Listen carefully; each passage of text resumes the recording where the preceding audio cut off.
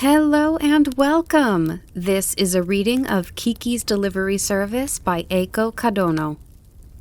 Once there was a little town, sandwiched between a deep forest and gentle grassy hills. The town was built on an easy southward slope, its roofs the color of dark slices of toast all in a row. Clustered in the center of town near the train station were the town hall, the police station, the fire station, and the school. It was a normal town. One could find anywhere. But if you paid close attention, you'd find things you wouldn't usually see. For instance, silver bells hung from the tops of tall trees. Even when it wasn't storming, these bells sometimes made a racket with their ringing. Then the townspeople would turn to each other and smile, saying, "Little Kiki must have gotten caught again." But how could someone so little ring the bells in the treetops? Well, if you looked to the east and peeked into Kiki's home, you'd find the answer. On a gate pillar facing the road hung a sign that read, "Sneeze Medicine," right next to a big green gate that sat wide open. Beyond the gate was a large garden and a single-story house. The garden grew herbs in neat rows with broad leaves and pointy leaves, all different kinds, and a pungent scent filled the area. The smell continued into the house and was strongest around the copper pot in the kitchen. From there, you'd have a perfect view of the front living room wall. Instead of paintings or family photographs as you'd expect, 2 brooms made of bundled branches hung there, a big one and a little one. And from the living room, you could hear the family's voices as they gathered for tea. "Kiki, when are you planning to leave?" said a woman's voice full of disapproval. "I think it's about time you let us know. You can't keep putting it off like this." "That again." A girl spoke now, somewhat annoyed. "Don't worry, Mom. I'm your daughter after all. I am a witch. I'm thinking about it." "How about leaving it up to Kiki, dear?" a calm man interjected. "Until she decides for herself, you can prod all you want, but it won't make a difference." "Yes, you might be right." The woman's voice rose slightly. "I'm just anxious. I feel responsible, you know." In this house lived a family of witches. Well, Kokiri, the mother, came from a long line of witches. Okano, the father, was human. As a folklorist, he studied legends and tales about spirits and magic. Kiki was their only child, soon to turn 13. The 3 were talking over tea about Kiki's coming-of-age day.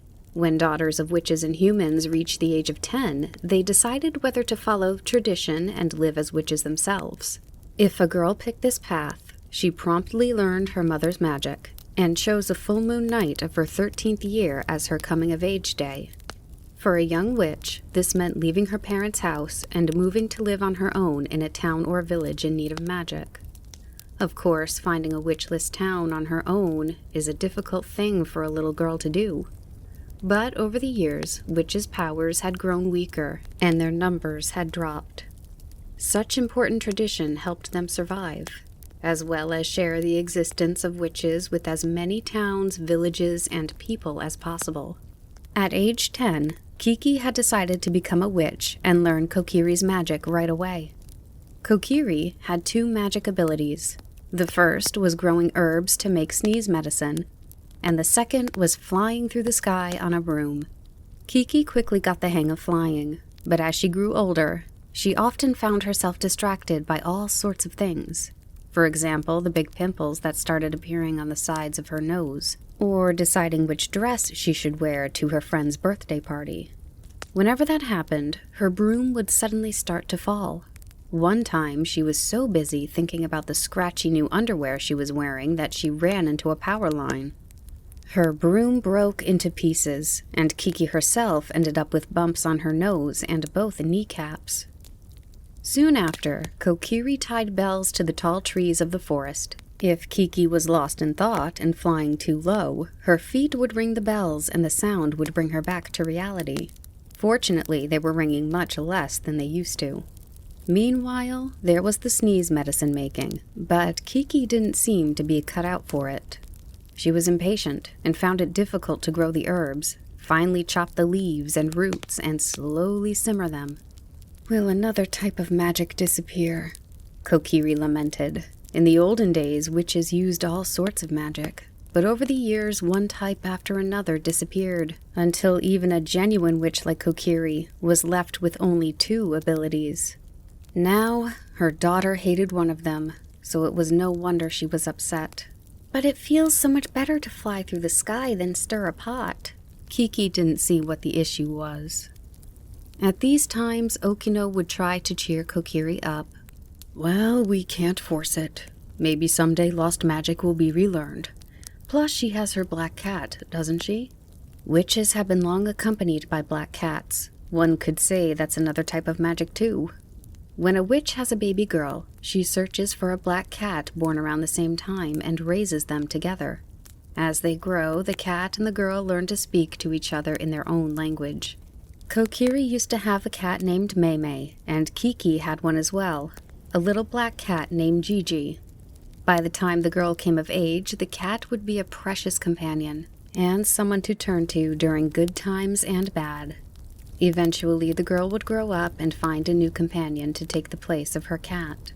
The cat would find its own partner, and from then on, the pair would live separately. After tea, Kokiri and Okino went out to run errands while Kiki and Gigi sat dreamily at the garden edge. I guess I should leave soon, Kiki said. You should. You're not going to decide you don't want to be a witch this late in the game, are you? Gigi asked, looking up at her. Oh, of course not. Then the memory and thrill of her first time flying on a broom came rushing back. For most of her life, Kiki was brought up more or less like any normal girl. She knew that her mother was a witch and that she would have to decide for herself one day whether she wanted to be one too. Still, she never gave the decision serious thought. But a little while after she turned 10, she heard a friend of hers say, I'm going to follow in my mom's footsteps and become a hairdresser. Kiki had a vague sense that Kokiri wanted her to follow in her footsteps, but she didn't wish to become a witch simply because of her mother. I'm going to be whatever I want, Kiki thought. I'm going to decide for myself. One day, Kokiri fashioned her daughter a little broom and asked, Want to try flying? Me? I can fly? You're the daughter of a witch, so I should think so. She could tell her mother was trying to lure her into taking up the family tradition, but it was a rare chance, so she agreed to learn the basics. Following Kokiri, she shyly mounted her broom and kicked off the ground. Instantly, her body grew light. She was floating. I'm flying, she shouted, in spite of herself. She was only about 10 feet above the rooftop, but it felt incredible. The sky even seemed a little bluer, and on top of that, a curiosity welled up inside her, lifting both her heart and body. I want to go higher, higher and higher. I wonder what I'll be able to see. What's it like up there? I need to know more. It was love at first flight, so of course, she decided to become a witch. It's in your blood, Kokiri said with delight. But Kiki told herself, no, it's not just that. I decided for myself. Suddenly, Kiki jumped up from the grass. Hey, Gigi, let's go check on my project. Just for a minute, since Mom isn't here. She jerked her chin toward the shed in the corner of the garden. Why are you keeping it a secret from Kokiri anyway? Gigi moaned. 'Cause she makes such a big deal out of anything to do with coming of age, and she always has to have her say, which makes everything more complicated than it needs to be. Well, I understand that. Anyhow, you need to make sure it gets lots of sun so it can properly dry out. Only a little. Okay, but don't bring it to bed again. If you sleep with it, it'll get moldy, like last time. I know. I need you to help me out, though. Pretty soon it'll just be us two. As she spoke, she waded deftly through the waist-high herbs and angled her body into the space between the shed and the fence. Then she let out a happy yelp. Look! A long, thin broom hung from the eaves of the shed. It gleamed in the westering sun. If it's this beautiful, I think it'll be okay, she squealed. Yeah, it seems like the drying process went well this time. Gigi looked up at her wide-eyed. Hey, Kiki, why don't you try flying? The weather's nice. I can't do that. Kiki shook her head. I'm not using it until the day I leave. It'll be here soon. I want everything to be brand new. My clothes, my shoes, and my broom too. I want to be reborn. I'm sure Mom will say, "You're from a long line of witches, so you need to value the old." But I'm me. I'm a new witch. So how am I supposed to make myself new? Gigi pouted, his whiskers bristling. You're fine. I'll brush your fur till it shines. You'll be all fresh. Humph. Gigi sniffed. Fresh cat? Don't talk about it like you're going to cook me. You're not the only one coming of age, you know. You're right. I'm sorry. Kiki held back a laugh and looked into Gigi's eyes. I wonder how it will feel to leave. I bet you'll cry. Ugh, no I won't. By the way, when are your family planning to do it? Gigi looked up at her again. Seems like they're ready, so we can leave pretty much any time. Want to make it the next night with the full moon? What, the next one? Yeah, in 5 more days. Doesn't it feel good to do something right when you decide? This is going to be so much drama, as usual. I'll tell Mom and Dad tonight. I wonder what kind of town we'll end up in, Gigi. Kiki looked into the distance with a new, grown-up gleam in her eye. I don't know. I'm a bit worried, to be honest, since you're so quick with your decisions. Oh, I'm not worried at all. We can worry about things once they happen. Right now I'm excited. It's like opening a present, she said breathlessly and poked the broom. It swung back and forth as if it were nodding to her. After dinner that evening, Kiki stood with Gigi before Kokiri and Okino.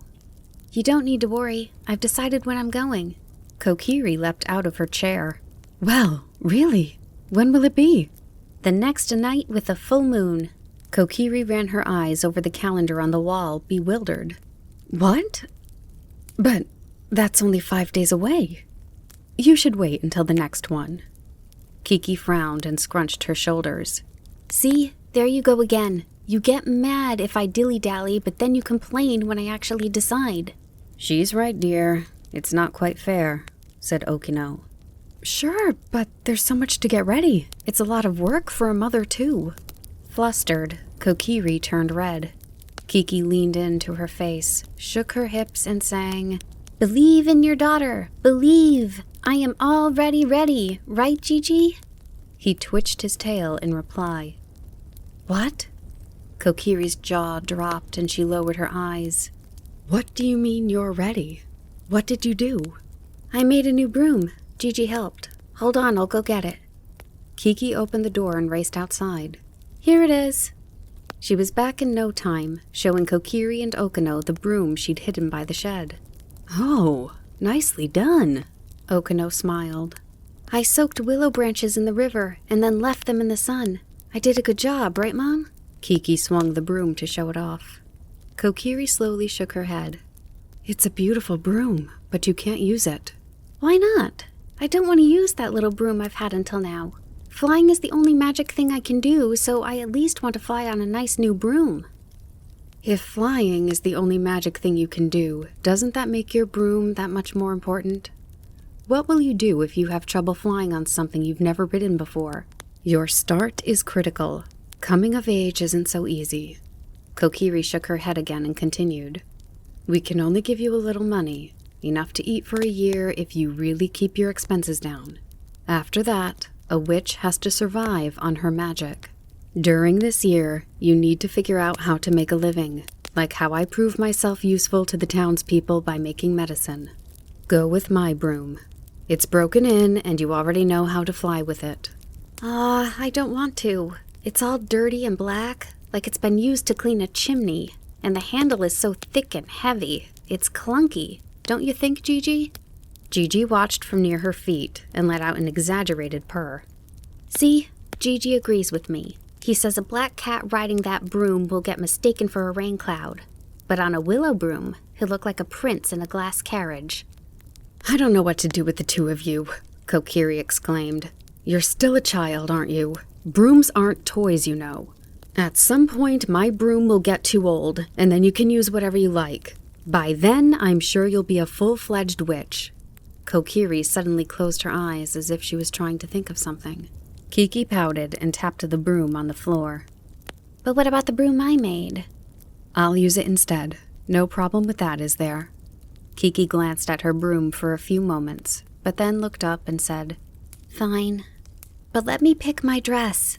I saw a pretty one in a shop on Main Street, with a floral pattern. If I wear that, I'll look like a flying flower." "I'm sorry, but I can't do that either." Kokiri had a serious expression on her face again. "These days, witches don't have to wear a pointy hat and a long cape, but the color of our clothes has always been the blackest black. That can't be changed." That made Kiki sulk even more. "It's so old-fashioned. A black witch with a black cat, black, black, black." "Well, of course it's old-fashioned. We come from old witch blood. Besides, black never goes out of style. Leave it to me. I'll make one in a hurry."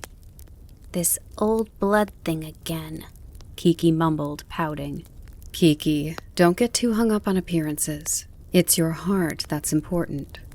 "Mom, I know that. I'll handle my heart. No one can see that, though." Kiki turned her resigned face to Okino. "Dad, you'll give me a radio, won't you? I want to listen to music while I fly. I'd really like a red radio." All right. Got it." He nodded with a smile. Kokiri smiled, then abruptly turned to her daughter. "Okay, that's enough for tonight. Good night, Kiki." And with her right hand, she used the hem of her apron to dab her eyes. Every evening, the moon grew bigger and bigger until the night it was finally full. Kiki's coming of age had arrived. That evening, when the sun started sinking in the west, Kiki put on the black dress her mother had made for her.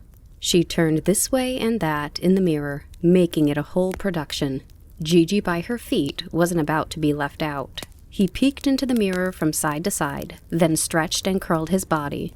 Soon, they were both astride Kokiri's broom, posing in profile. "Okay, you two, haven't you primped enough?" Kokiri called to them as she bustled around. "Have a look at the western sky. There's barely any sunset left." "Mom, can you make the skirt just a little shorter?" Kiki asked, hiking it up and standing on her tiptoes.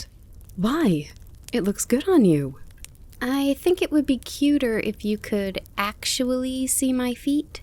"This way is much more graceful. It's better to look mild-mannered. Of course, some people complain about witches no matter what you do. Now then, here's your lunch." Kokiri patted Kiki's shoulder and set a little bundle down next to her. "I used herbs so it won't go bad as fast. Don't eat it all in one place. I remember my mom did a great job making my coming-of-age lunch. She cast some spell on the herbs in the bread that kept it from going bad or even stale. It's a shame we don't know how to do that anymore." "That seems like the sort of thing that would be easy to pass on, though," Okino chimed in, coming in from his study with a book in his hand. "I wonder why it disappeared. Maybe that's just the nature of magic? It's strange that I'm a witch and even I don't know. Some say it's because there's no such thing as a completely dark night or perfect silence anymore. If there's a light on or if there's even a tiny noise, we get distracted and can't get our magic to work." "Certainly compared to ancient times, it's gotten a lot brighter," Okino said. "Nowadays, there's always a light on somewhere."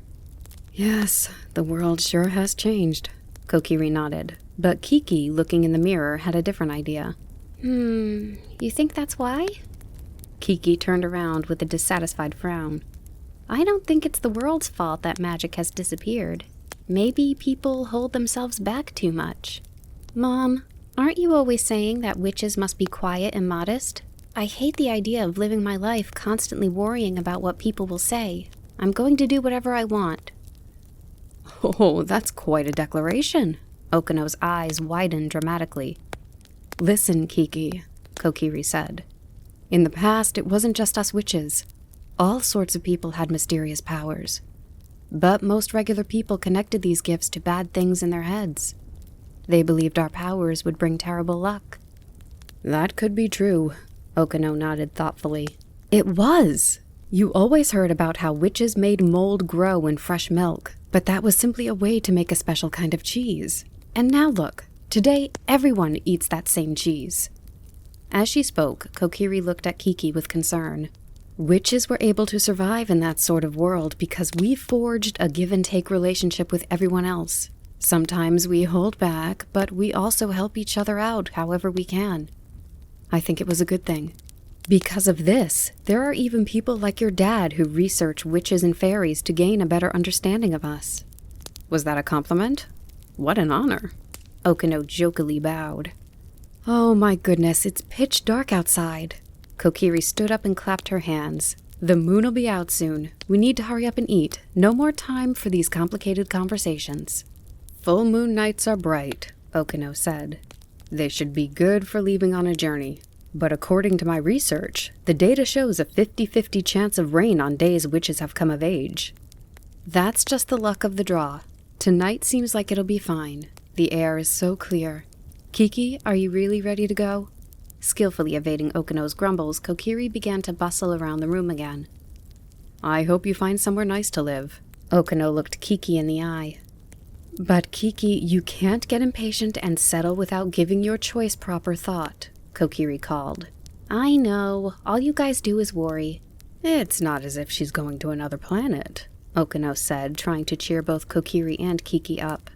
It's just a different town, and after a year you can come back home for a celebratory visit. Kokiri stood before Kiki again with a serious expression on her face. Kiki, I know I'm harping on this, but please choose your town carefully. Think twice about picking one that seems nice just because it's lively or has lots of shops. Big cities are often full of busy people who don't have time to care about anyone else. And when you arrive, don't be shy. Make sure to smile. You have to gain people's trust. I know, Mom. I'll be fine. Don't worry. Kiki nodded repeatedly, then turned to Okino. Hey, Dad, do you remember when you used to hold me up high? Would you put your hands around my arms and lift me up and down? Could you do it one more time? She looked down quickly, a little embarrassed. Sure, Okino replied with extra pep.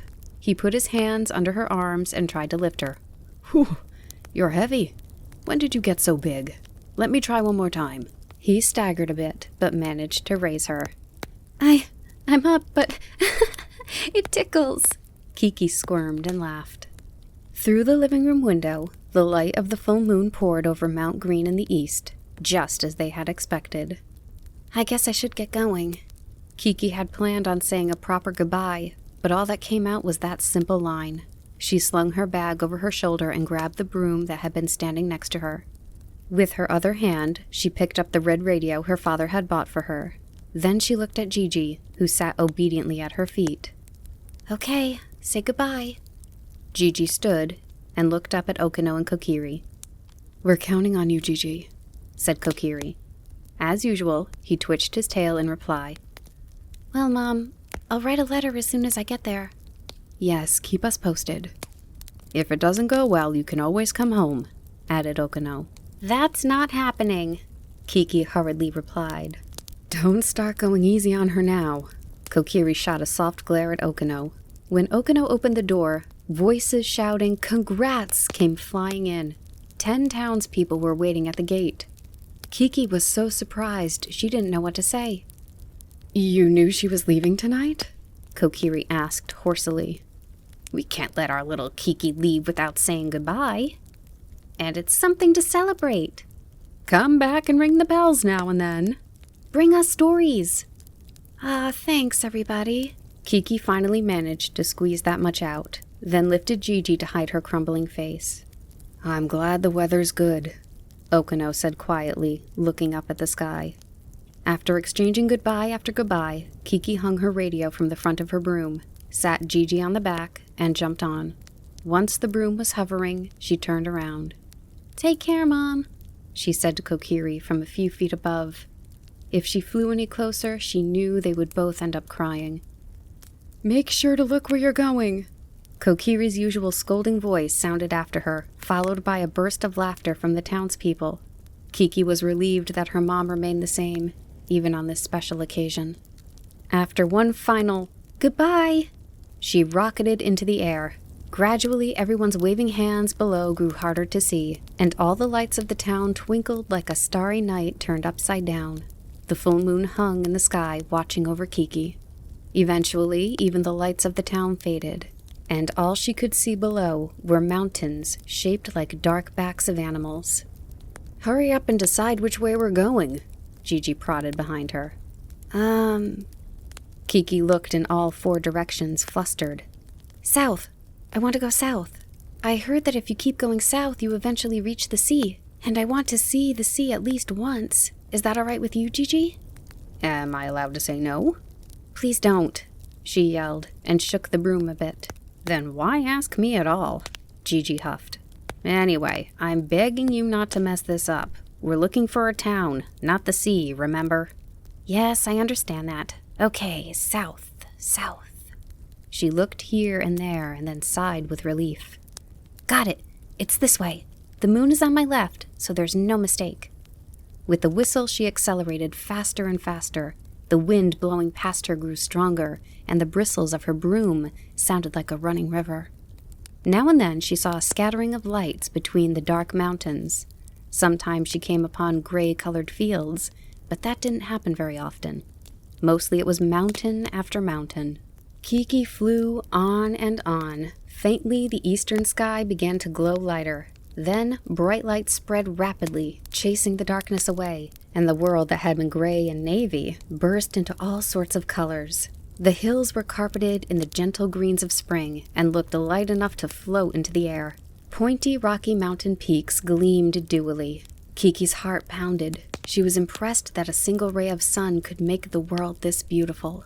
In a small valley, she saw a village with trails of smoke rising from chimneys. Before long, she found a narrow stream glittering between the mountains. Sometimes it snaked out of sight before showing itself again, growing bigger and bigger as it went on. Let's try flying along this river, she suggested. Rivers supposedly end at the sea.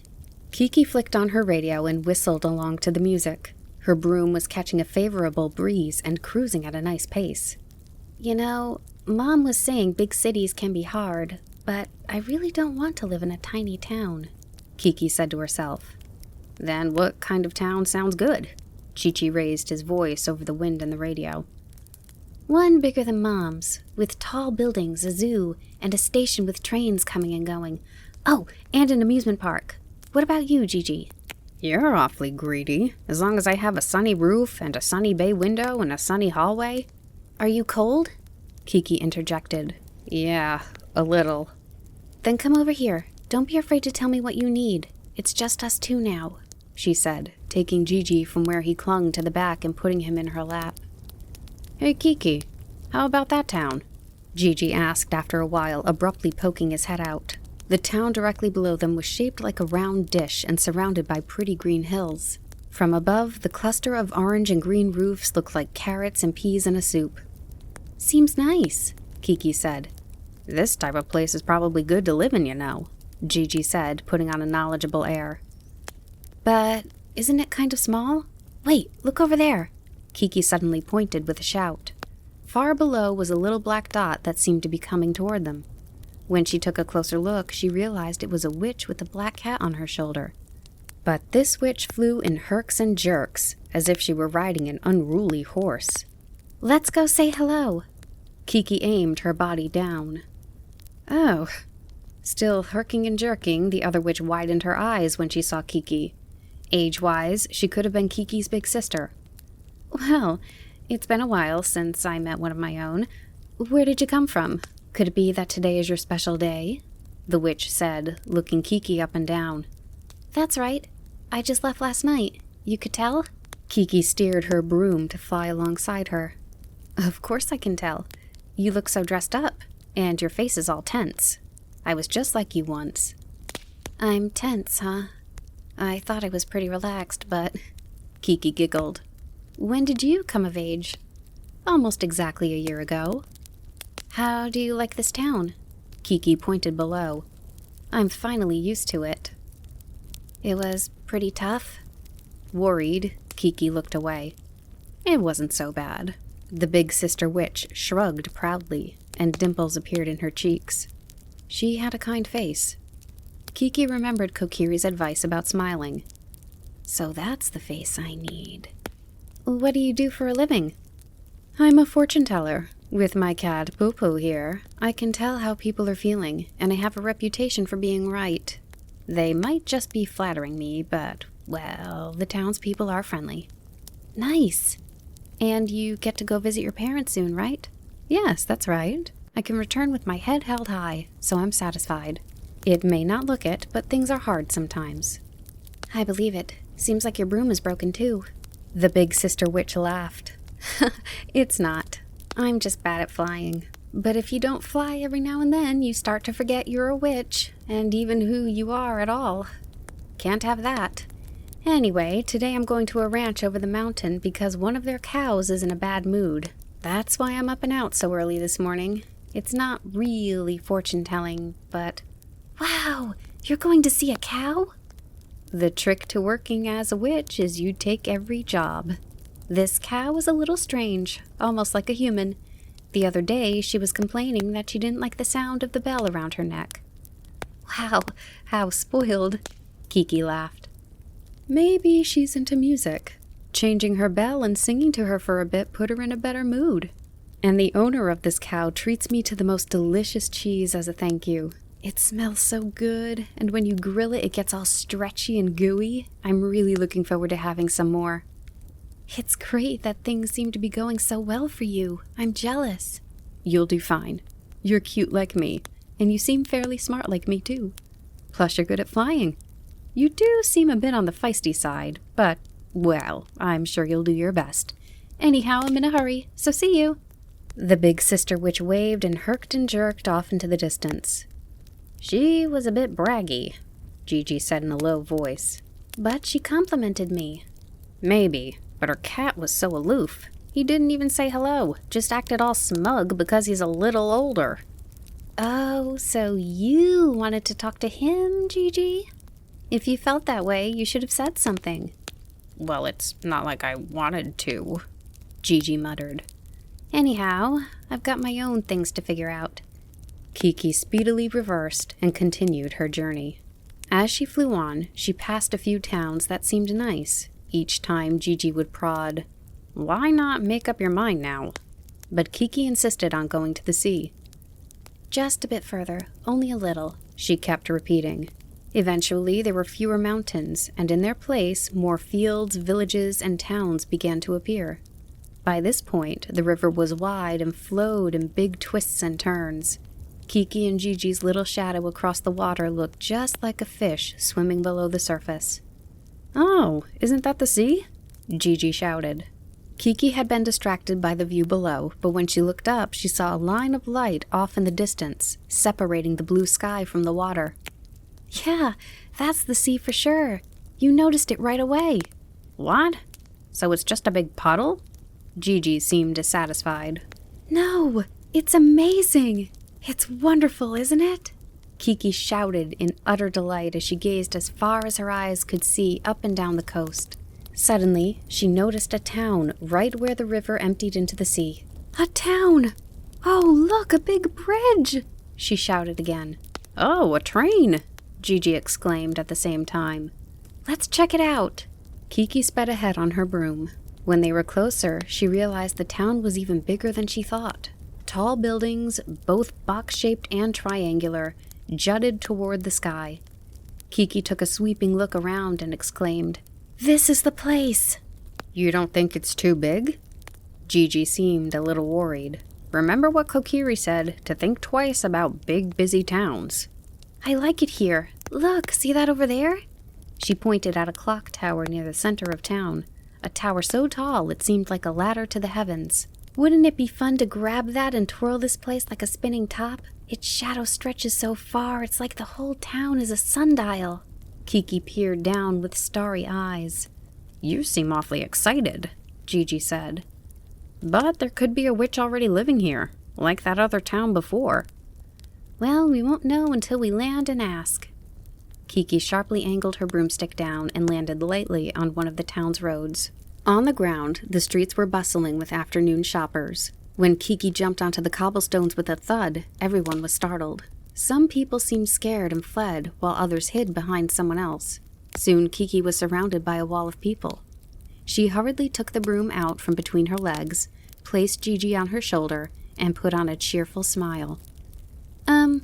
I'm Kiki, and I'm a witch. Oh, a witch, huh? One older woman said. You're a rare breed these days.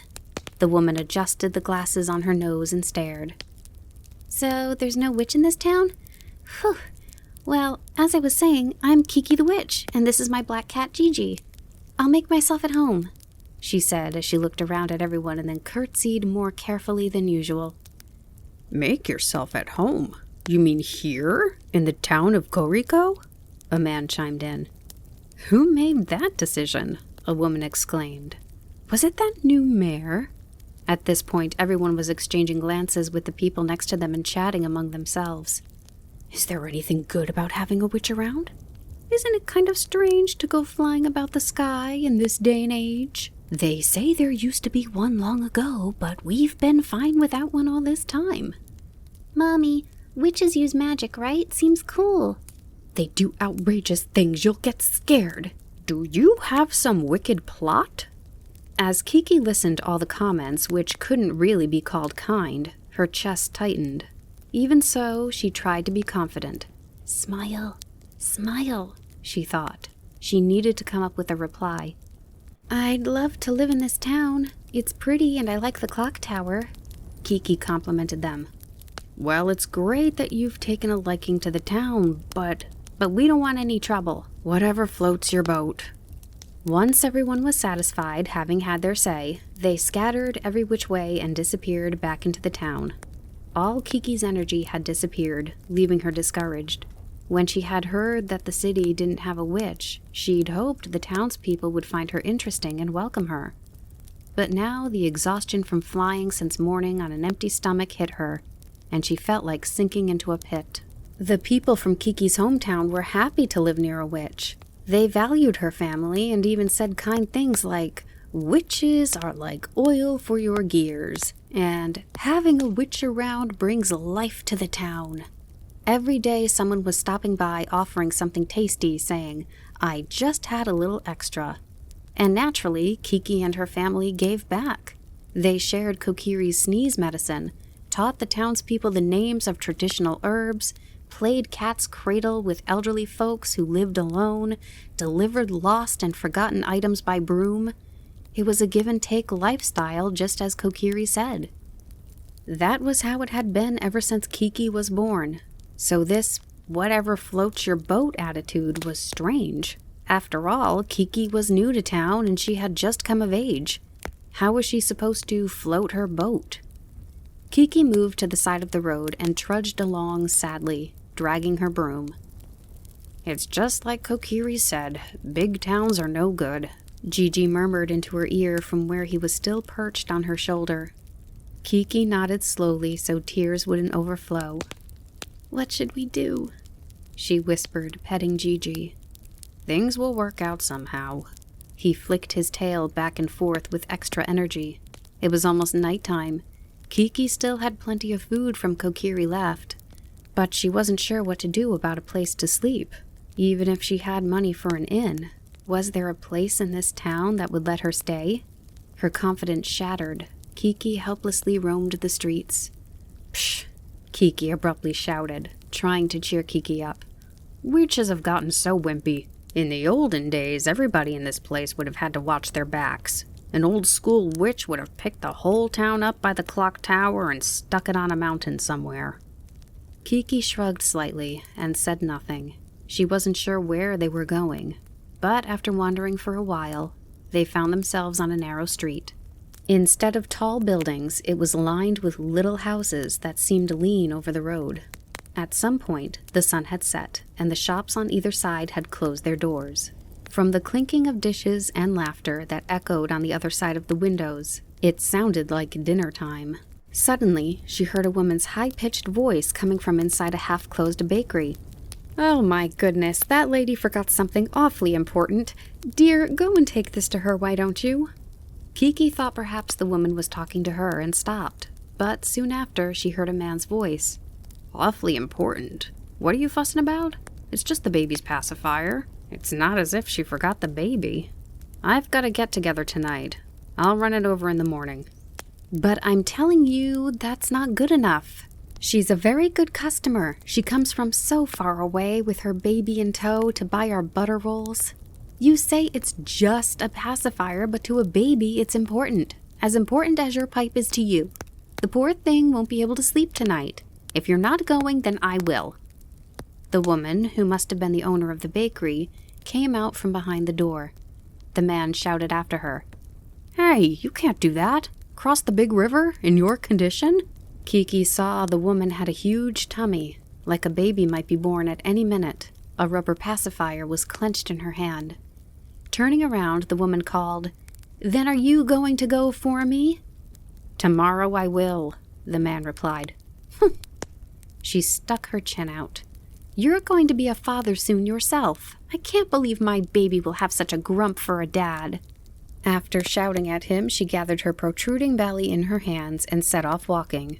Her shoulders swayed back and forth, and her breath came roughly. Without thinking, Kiki called out after her, "Excuse me, if you don't mind me going, I'll deliver it for you." The woman turned around and backed up a couple of steps. Then she gave Kiki a quick look, head to toe. "You're such a young lady, but you're wearing black clothes and carrying a broom. Are you a chimney sweep?" "No, actually, I just came to this town, and I'm a witch," Kiki said nervously. The lady ran her eyes over Kiki again. "You don't say! Wow, a witch, huh? I've heard about them before, but this is my first time seeing one." She heaved a sigh. "But are you pulling my leg? You must be from a theater trope or something, right?" Kiki hurriedly shook her head. "No, I'm really a witch, so if you need something delivered, I can do it easy peasy. Please let me help you," she offered politely. "A real witch, you say?" "Well, delivering it will be a bit of a trip. Is that all right with you?" "Sure, I don't mind going any distance. Although if it's too far north... It's not up by the North Pole, is it? My dress isn't very warm and I don't have a cape." The lady burst out laughing. "I think I like you. So you'll do it then?" "Yes, of course." Kiki smiled and nodded. Then she suddenly grew worried. Ma'am?" "Ugh, don't ma'am me." The lady put her palms up to ward off the formality. "I'm a baker, and the name's Osano." "Then, Mrs. Osano, I'm going to fly it over. Is that all right?" "Now you're going over the top. You don't need to take an airplane." "No, I'm going to take my broom." "What?" Osano cocked her head and worked her mouth open and closed until she could finally utter, "This sure is a strange day." Then she shook her head clear and said, "You can be a witch or a scarecrow, you can fly or swim, it's all fine by me. I don't like to make things too complicated. What's important right now is delivering that pacifier." "Hearing you say that puts me at ease." Kiki grinned. Gigi waved his tail charmingly from her shoulder. "If that's the case, then let's get this done as soon as we can," Osano said, digging around in the pocket of her apron. "I'll draw you a map. Also, it's not that I don't trust you, but once you've delivered it, have the baby's mother write her name on this. When you bring it back, I'll be waiting with something to thank you." "Wonderful!" Kiki shouted. Then she took the map and the pacifier, mounted her broom, kicked off the ground, and climbed to the sky. "You really are a witch, huh?" Kiki heard Osano's surprised voice at her back as she flew away. When Kiki arrived with the pacifier, the baby was wailing. But once his mother popped the pacifier in, he smiled. The baby's mother was very appreciative and signed the map at Kiki's request. "You really helped me out," she said, and thanked Kiki over and over. Kiki felt incredible as she flew back to the bakery, and hearing that she had really helped, breathed new hope into her discouraged heart. "You know," she told Gigi, "I'm feeling all right, so you can feel better too." He sniffed. "Geez, I'm starving all of a sudden." "Me too." Kiki reached out and patted Gigi's stomach as they continued on her broom. "Once this errand is done, let's go find a tree to sit under and eat the lunch Mom packed for us. But only a little. We have to make it last. I'm glad the moon is shining so bright tonight." Osano the baker was still standing in the same place Kiki left her, looking up at the sky with her mouth hanging open. Once Kiki quietly landed, Osano blurted, "Flying really is handy, huh? Will you please teach me how?" "That's impossible. If you don't have witch blood in you, you won't be able to fly." "Oh, Osano said disappointedly. But we don't know for sure that I don't. What do you think? Do I look part witch? She let her belly go, then spread her arms and flapped them like bird wings. Kiki looked away and laughed a little. As I thought, it seems you're not a witch. As you thought? How can you tell? I just can, I suppose. Well, that's no fun. But you're right, it's probably impossible. I never heard anything about my grandma or any great-grandmas being witches. Anyway, how was the baby? Kiki handed her the map with the mother's signature. He was crying, but he cheered up right away. It made me happy, too. That's great.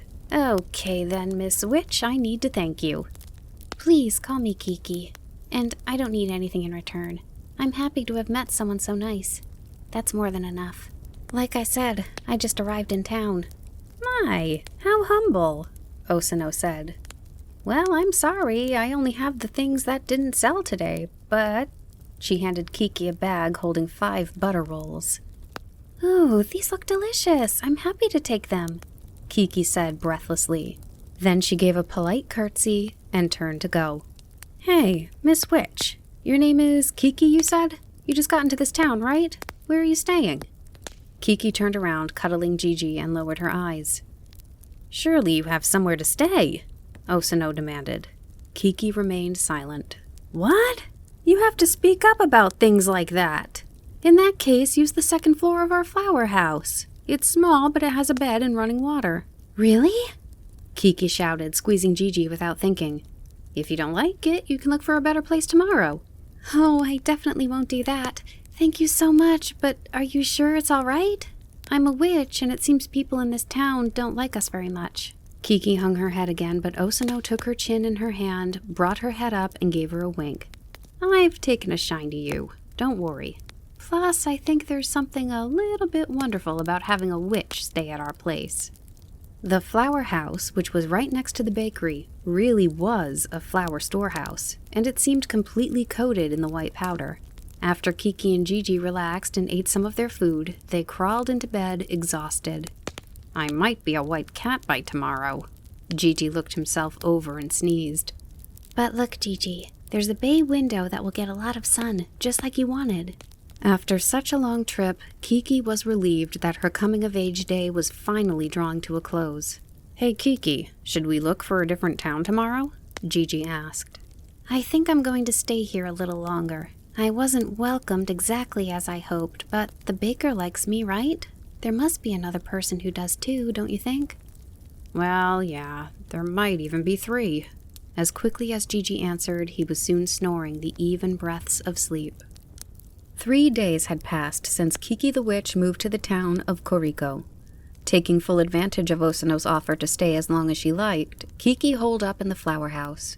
She sat in a daze on the edge of the bed, sometimes eating bits of the leftover lunch from her mother or the bread from Osano, even though she didn't have much appetite. As if her nerves were contagious, Gigi was glued to her side. Today, Kiki needed to go buy food, but she couldn't get herself to leave her room. The unending clamor of the city and the sight of the busy-looking people hurrying past her window scared her. Everything in this town seemed to operate in a mechanical way. The night she delivered the pacifier, she had regained a bit of confidence, but by the next day, those feelings had completely vanished. All morning, Kiki repeated half-hearted excuses in her head. Well, because she could stay in the town and pretend to be human, or if she swallowed her pride, she could go home. But then I'll be just like a snail stuck in my shell my whole life. Apologies to snails, but I don't want to be like that. Kokiri's broom stood in the corner of her room, and Kiki stared at it with one hand on her chest. This is no good. I need to find a job I can do. It's just like Mom said, in a big city everyone is busy, and here I am in the middle of one. I delivered the pacifier. Maybe I can do more tasks like that? I'm good at flying, and there might be lots of people who don't have time to run a little errand. As she thought about this, Kiki started to perk up, so when Osano came to check on her, she asked for advice on her new idea. Deliver things? You mean like a transportation service? Osano asked, not quite understanding. Yes, but the things I transport wouldn't be big enough to call cargo exactly. Just lots of little things. Sort of casual. Like, people could ask me for favors the same way they might ask their neighbor. That could be something. Come to think of it, that would help me out. Once the baby is born, it'll be hard for me to run even a quick errand. Yeah, I think this will be good. Osano leaned closer. But for such small things, it'll be difficult to set prices. What's your plan? Oh, just a little of whatever people have is fine. What do you mean? Sharing whatever you have. That's how we get by as witches. We make ourselves useful to people with whatever skills we have, and in return, people share what they have with us. It's what you call give and take. Without even realizing it, Kiki was starting to sound like Kokiri. Oh, now that you mention it, Osano said. I've heard of that before, but that won't be enough, will it? It will. Witches don't need much. You can see how simple my clothes are, and I don't eat a lot. My plan is just to accept that if I don't have something, I probably don't need it. So that's how you'll make this work. Osano nodded, impressed. Then you'll need a storefront, huh? Yes, something small. Even just a sign that says courier or something. How about here? The first floor of the flower house, Osano offered. I can organize our things into one corner. What? Are you sure? Well, it might be too small, but it's smart to start small. Then you'll have the fun of watching your business grow. Osano seemed excited. It was almost as if she were the one opening the shop. Once you've decided, it's best to get going right away. But courier might not be the best name. Sounds too much like warrior. I think you can just call it a delivery service. I've heard that before. Or something like speedy home deliveries, because you deliver right to people's homes in a timely fashion. Also, since you're the one doing the deliveries, you should add your name. Kiki's delivery service sounds good, right? Do you think including my name is a smart idea? Don't be so modest. Having a unique name is best. Take a look at ours. Rock, paper, pastries. Sticks in your head. That's one trick to doing business. Osano eyed Kiki and nodded confidently. The next day, Osano happily gave birth to a baby girl. Kiki was very busy helping with the bakery and looking after Osano, so prepping her shop was pushed off. Still, 10 days later, she was ready to open. She washed the flowery front wall and hung up a sign. Kiki's delivery service. I deliver anything door to door faster than anybody else. The cute phone number added below the sign was Osano's idea. Kiki and Gigi kept going outside to look up at the sign. We're already open, so I guess there's no point in worrying now, Kiki murmured to herself. That's right. Gigi did his best to be encouraging. Now, where's that girl who was so excited about coming of age? Inside, Kiki had everything she needed to run her shop, thanks to Osano's husband. He had moved all the bags of flour into a corner and built her a desk out of bricks and boards near the entrance. He put a brand new red telephone on top and hung a big map of Koriko on the wall facing it. They polished the pillar people would see when they first walked into the shop till it shone, and then she hung her mother's broom there. Looking at it, she thought, I'm glad I didn't bring that new slender broom. I have enough worries without flying on a stranger. A whole week went by without a single customer. When Kiki went to visit the baby, Osano apologized. Maybe using your name wasn't a good idea. I'm sorry. This is my fault. Word travels fast here, and apparently some people heard you're a witch. Unfortunately, they worry you'll put a spell on their packages and they'll transform or disappear. I'm sure if they hired you once, they'd be hooked. If I could be out and about, I would help you. It's all right. I'm sure people will come around soon. Kiki forced a smile. But when she sat at her desk, she was so upset she forgot to eat lunch. It makes me so sad, she told Gigi. Why do they assume witches will do something wicked? Because they don't know better, he replied with his mature air. It's nothing you can fix. It's true. They really have no idea. Witches have never done anything wrong. They might be different, but humans are so quick to decide that anything they don't understand is evil.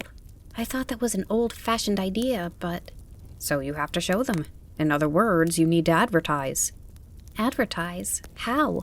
Maybe write lots of letters. What kind of letters? Explaining how you're a cute, helpful little witch. That might work. Kiki finally brightened up a bit. Guess I'll try it. She stood and opened the window, and a gentle spring breeze blew in as if it had been waiting for the chance. When it brushed her face, all the tense feelings inside her melted away. She took a slow look around, like a mole that had just come out of its burrow, blinking in the sunlight. All the houses across the street had their windows wide open too. Their curtains were tied back, allowing the sun to stream in. She heard the sound of a radio on the breeze, and then someone's voice calling out. Suddenly, her eyes landed on the window of a building a short way down the street. A young lady was waving her hands. "Here! Over here! Come over!" She motioned insistently, and no matter how Kiki looked at it, the gesture was directed at her. "Me?" she asked, pointing at herself. "Yes," the lady nodded. Kiki quickly took in the view and counted. The lady was in a room on the second floor, 4 buildings over. When Kiki went inside and up the stairs, a door was already open, so she assumed she had the right place. In the apartment, the waving lady stood in front of a mirror and was putting on a red hat with one hand and holding a sky-blue suitcase in the other. "Oh, come in, come in." She spoke rapidly when she noticed Kiki in the reflection. "I heard about you from the baker. You deliver things?" "Yes, I do."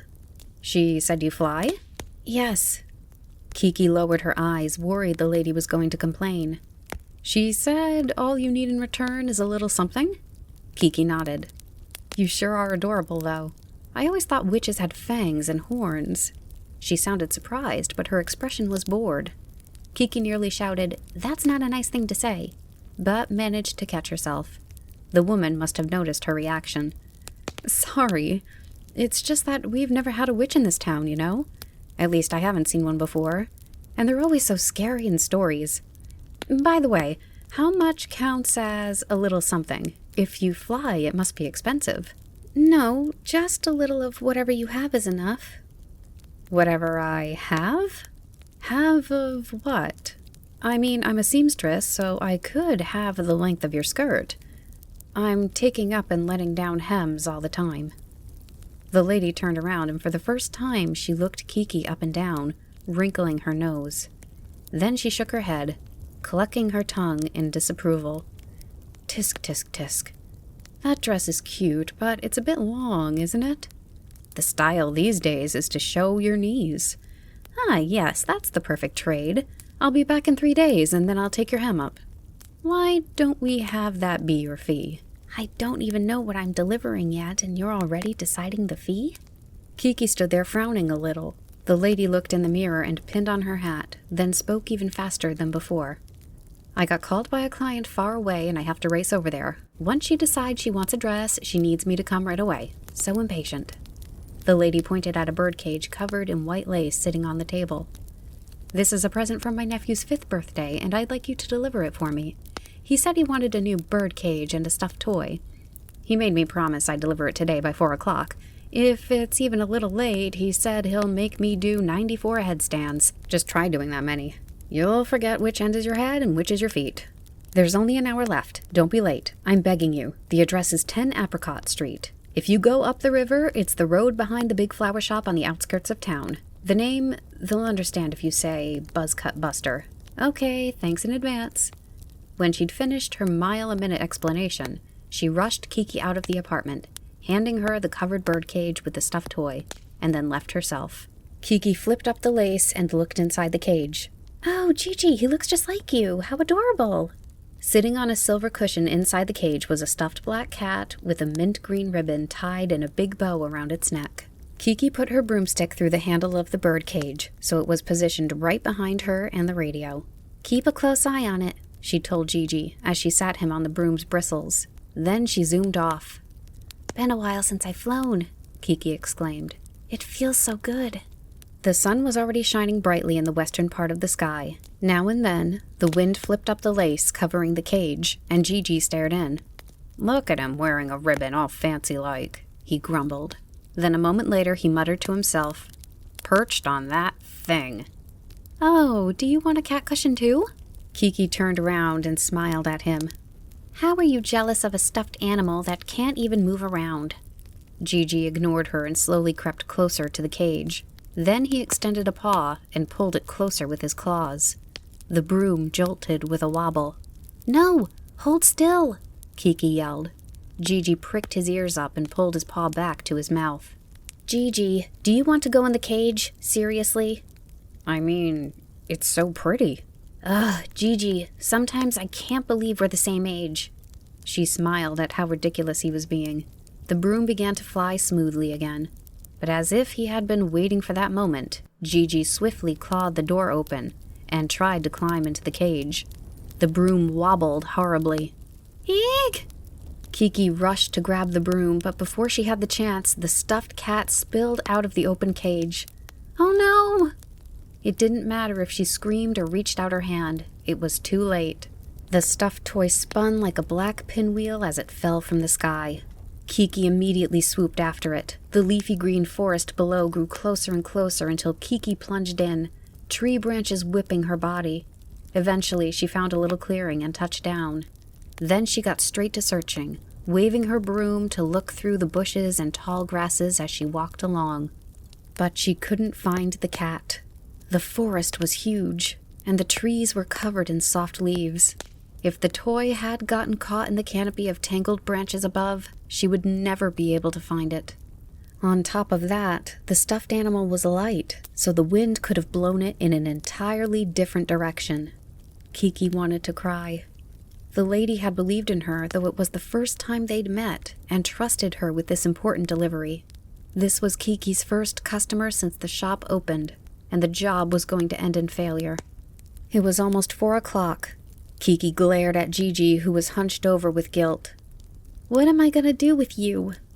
Almost immediately she gasped. Oh, I thought of a great idea. Gigi, you get in the cage instead. Gigi gazed up and backed away, shaking his head. You were the one who wanted to go inside. Just get in there. We're out of time. Kiki raised her voice and pointed at the cage, her eyebrows angled in a way that meant business. Gigi raced into the cage and sat on the silver cushion, which was still inside. Kiki closed the door and spoke gently. It's just for a little while. As soon as I find the toy, I'll come back and swap you out. He looked up at her with regret in his eyes. So I'm a stuffed animal now. That's right. I can't meow? Nope, just go to sleep. It'll be the easiest. Can I breathe? As little as possible. But this is horrible. I'm up against Buzzcut Buster. That lady said he would make her do 94 handstands. You'll be fine. I'll come back for you as soon as I can. Gigi sighed, curled up into a sad little ball, and turned away from Kiki. This time she carefully hung the bird cage in front of her before taking off in a hurry. Kiki flew along the river, checking the names of the streets at each intersection, and she had no trouble finding 10 Apricot Street behind the flower shop. When she rang the doorbell, she heard thudding footsteps. Then the door swung open. Auntie?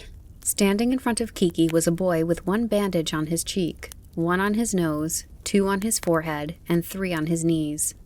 I'm sorry, your aunt couldn't come, but I came in her place. Here are the presents she promised you. Happy birthday.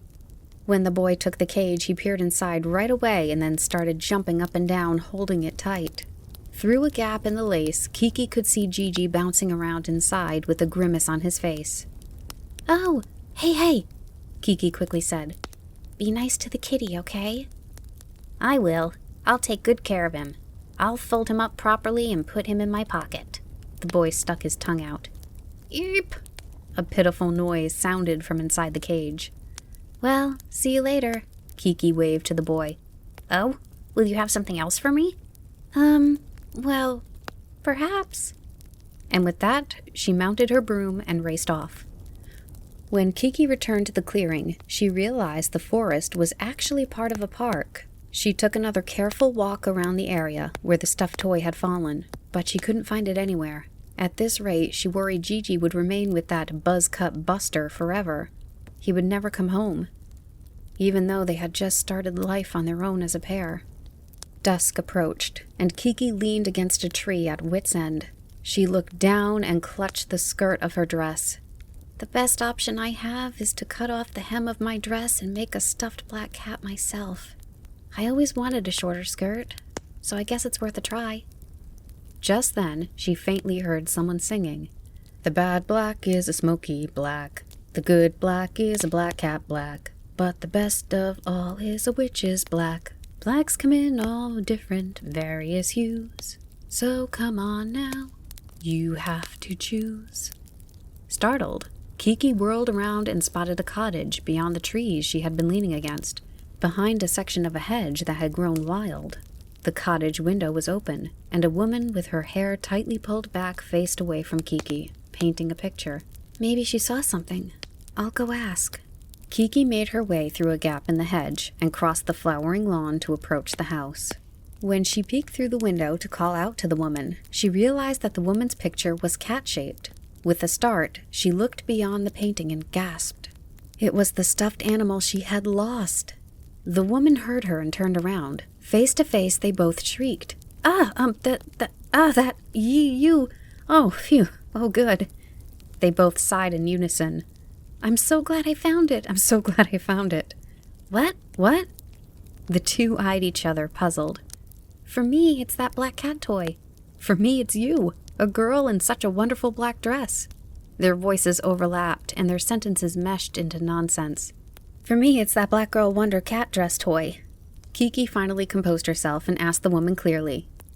Did that stuffed cat fall out of the sky by any chance? The woman looked at Kiki curiously. I don't know if it rained out of the sky or welled up out of the ground, but I found it in the forest a little while ago. I've been searching for a good black to paint for my exhibition. The real blackest black, you know? If possible, a witch's black. I'm just making do with the stuffed animal for right now. The woman stopped talking, but when she ran her eyes over to the broom Kiki was holding, she yelped. Could it be that you're a... Yes, I'm a witch. The moment Kiki responded, the woman practically jumped out of the window to grab her hand. If you like, the woman said, I'll give you this cat back, but would you come inside and sit for me? I was even thinking about moving because I heard there hadn't been a witch in this town for ages, and now a witch has come to me. Come and sit down. Kiki was nearly swept up by the woman's momentum, but she flailed and said, I will, just not right now. If I can have that toy, I'll bring back a real black cat, a witch's black cat. Then you can paint both of us. Really? For sure, Kiki shouted with a nod. Once she had the stuffed toy in hand, she rushed off, without looking back. It's a promise, then, the woman called after her. By the time Kiki reached Buzzcut Buster's house, it was completely dark outside. Kiki tiptoed up to each lit window and peeked inside. Oh, there's Gigi. He was in bed with Buzzcut Buster, who hugged him tightly. Gigi was far from properly folded. He was crumpled. His face was turned toward his back, clamped down by the boy's hand, and his stomach was being crushed by the boy's arm. On his nose, he had a bandage that matched Buzzcut Buster's. Kiki quietly opened the window, stood on her toes, and pulled Gigi's tail. Gigi didn't move. He kept his promise and truly transformed into a stuffed animal. The back of Kiki's nose stung as she held back tears of gratitude. What a precious friend he is. Gigi! Gigi! She called in a low voice. He slowly opened one eye. Kiki set the toy on the boy's stomach and whispered, Hurry! Gigi slipped away from the boy and bounced like a ball into Kiki's arms. She couldn't tell if he was laughing or crying, but he was purring deep in his throat. How wonderful it is to breathe freely and to be able to move. Gigi looked around with renewed curiosity as he and Kiki flew through the sky. About that, she said without looking at him. Sorry, but there's something else I need your help with. This time you don't have to pretend to be a stuffed animal, though. You can laugh, cry, whatever you like. That'll be a piece of cake, then. Gigi nodded as if he understood everything perfectly. But when the painter sat Kiki and Gigi down next to each other, she ordered, Straighten up, Mr. Witch Cat, curl your tail, and make a serious face. Okay, good. Now hold your breath. Just like that. Don't move. Gigi bristled angrily. That only made the painter shriek with delight. Oh, fantastic! That's a witch's cap for you, just like that. As Kiki sat there prim and proper, she was thrilled. There's another person who likes me. That night, Kiki wrote her first letter to Okino and Kokiri. I decided to live in a place called Koriko. It's a big town near the sea. At first I thought it might be too big, but it turned out to be perfect for the type of work I started to do. I started my own business, Kiki's delivery service. She wrote about everything that had happened so far, leaving out the moments when she felt discouraged, of course. She ended her letter like this. The seamstress said she would halve the length of my skirt, but I think I'm going to have her make a silver cushion for Gigi. Next time I'll send a picture of his calm face. We're having fun, so please don't worry. Take care, both of you. Bye for now. Kiki opened the front door to her shop and instinctively shaded her eyes with her hand. It's so bright. When she first arrived in town, the sun had beamed down with a mild, playful glow. It wasn't all that different from the sunlight in her small town back home with its many forests, but now it pounded down ruthlessly, as if taking aim and hurling itself. Summer by the sea is something else, Kiki murmured. It's hard to breathe. She undid one of the buttons at her collar to cool off, then stood up on her toes. Oh my gosh, it's not as if I'll be able to see the sea on tiptoe. I must be thinking of Mom's letter. Back home, she would stand on tiptoe in her front garden, where she could see as far as the eastern peak of Mount Green. The note she received from Kokiri 2 days ago reminded her of the mountain and the little town she left. Yesterday I was out, so I stopped by Mount Green on my way home. I remembered how when I would send you on an errand and you would stop off there and take forever to come back. The grass was almost up to my knees. I sat there for a while looking up at the sky. And then what do you suppose happened? I fell asleep. The grass smelled so sweet, and the breeze was blowing so gently. I'm not sure how long I slept, but when I woke up I rushed home. When your dad saw my face, he laughed. He said I looked just like you, with marks from the grass on my cheeks. I ended up laughing too. Kiki remembered playing on the fields of Mount Green under the blazing sun and walking the roads of her town. She missed it so much her heart ached. Okay, she said, shaking off the sad feelings. Let's get the day started. Switching gears, Kiki decided to polish her broom with a soft cloth. Caring for her equipment was something she had done every morning since opening her delivery service. Oh, what a busy bee you are. At it today too? Osano came out of the bakery next door, carrying her baby, and spoke to Kiki through the open window.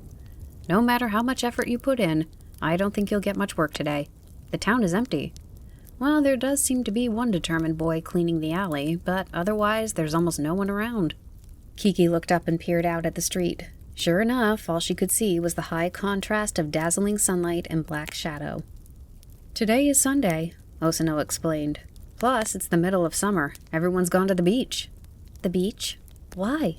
To go swimming, of course. Why don't you take the day off and go too? But it's so hot. Oh, sheesh. That's the whole reason to go, isn't it? It'll feel good. It's rough living here in the summer, if you don't go to the beach. But I've never been swimming before. Even more reason to go. If you need a swimsuit, I'll lend you one. I happen to have a black one from when I was younger. Witches have to wear black, right? But you're not going to come, Osano? With the little one, I can't. I'll just have to suffer through the heat this year.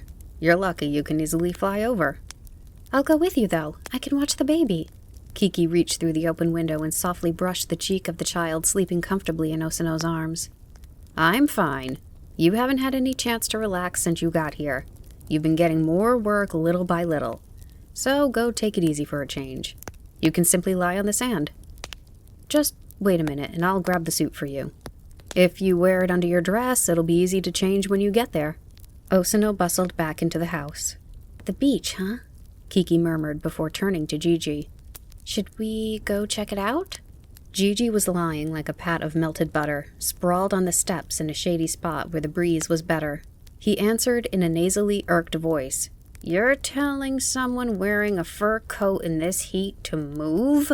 How cruel. But we'll be flying into the sea breeze. I think it'll feel much better than sitting at home. Plus, I need to take the broom out for a fun flight now and then. Now and then, huh? Gigi sniffed and sluggishly rose to his feet, flicking his tail. Kiki bobbed her head with a smile and set about closing the shop's windows. When Osano brought the swimsuit, Kiki stretched it out first, then slipped it on. The fabric snapped back and clung to her skin like a rubber band. Is this how it's supposed to fit? Kiki asked Osano, shrinking in embarrassment. Yes, you look great. I'm jealous of how well the suit fits you. It's like my body is squished. It feels weird.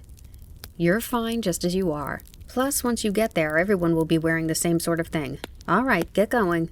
Kiki put her dress on over the swimsuit, and with her broom and radio in hand, she went outside with Gigi. Then she hung a sign on the door that said, "Closed today."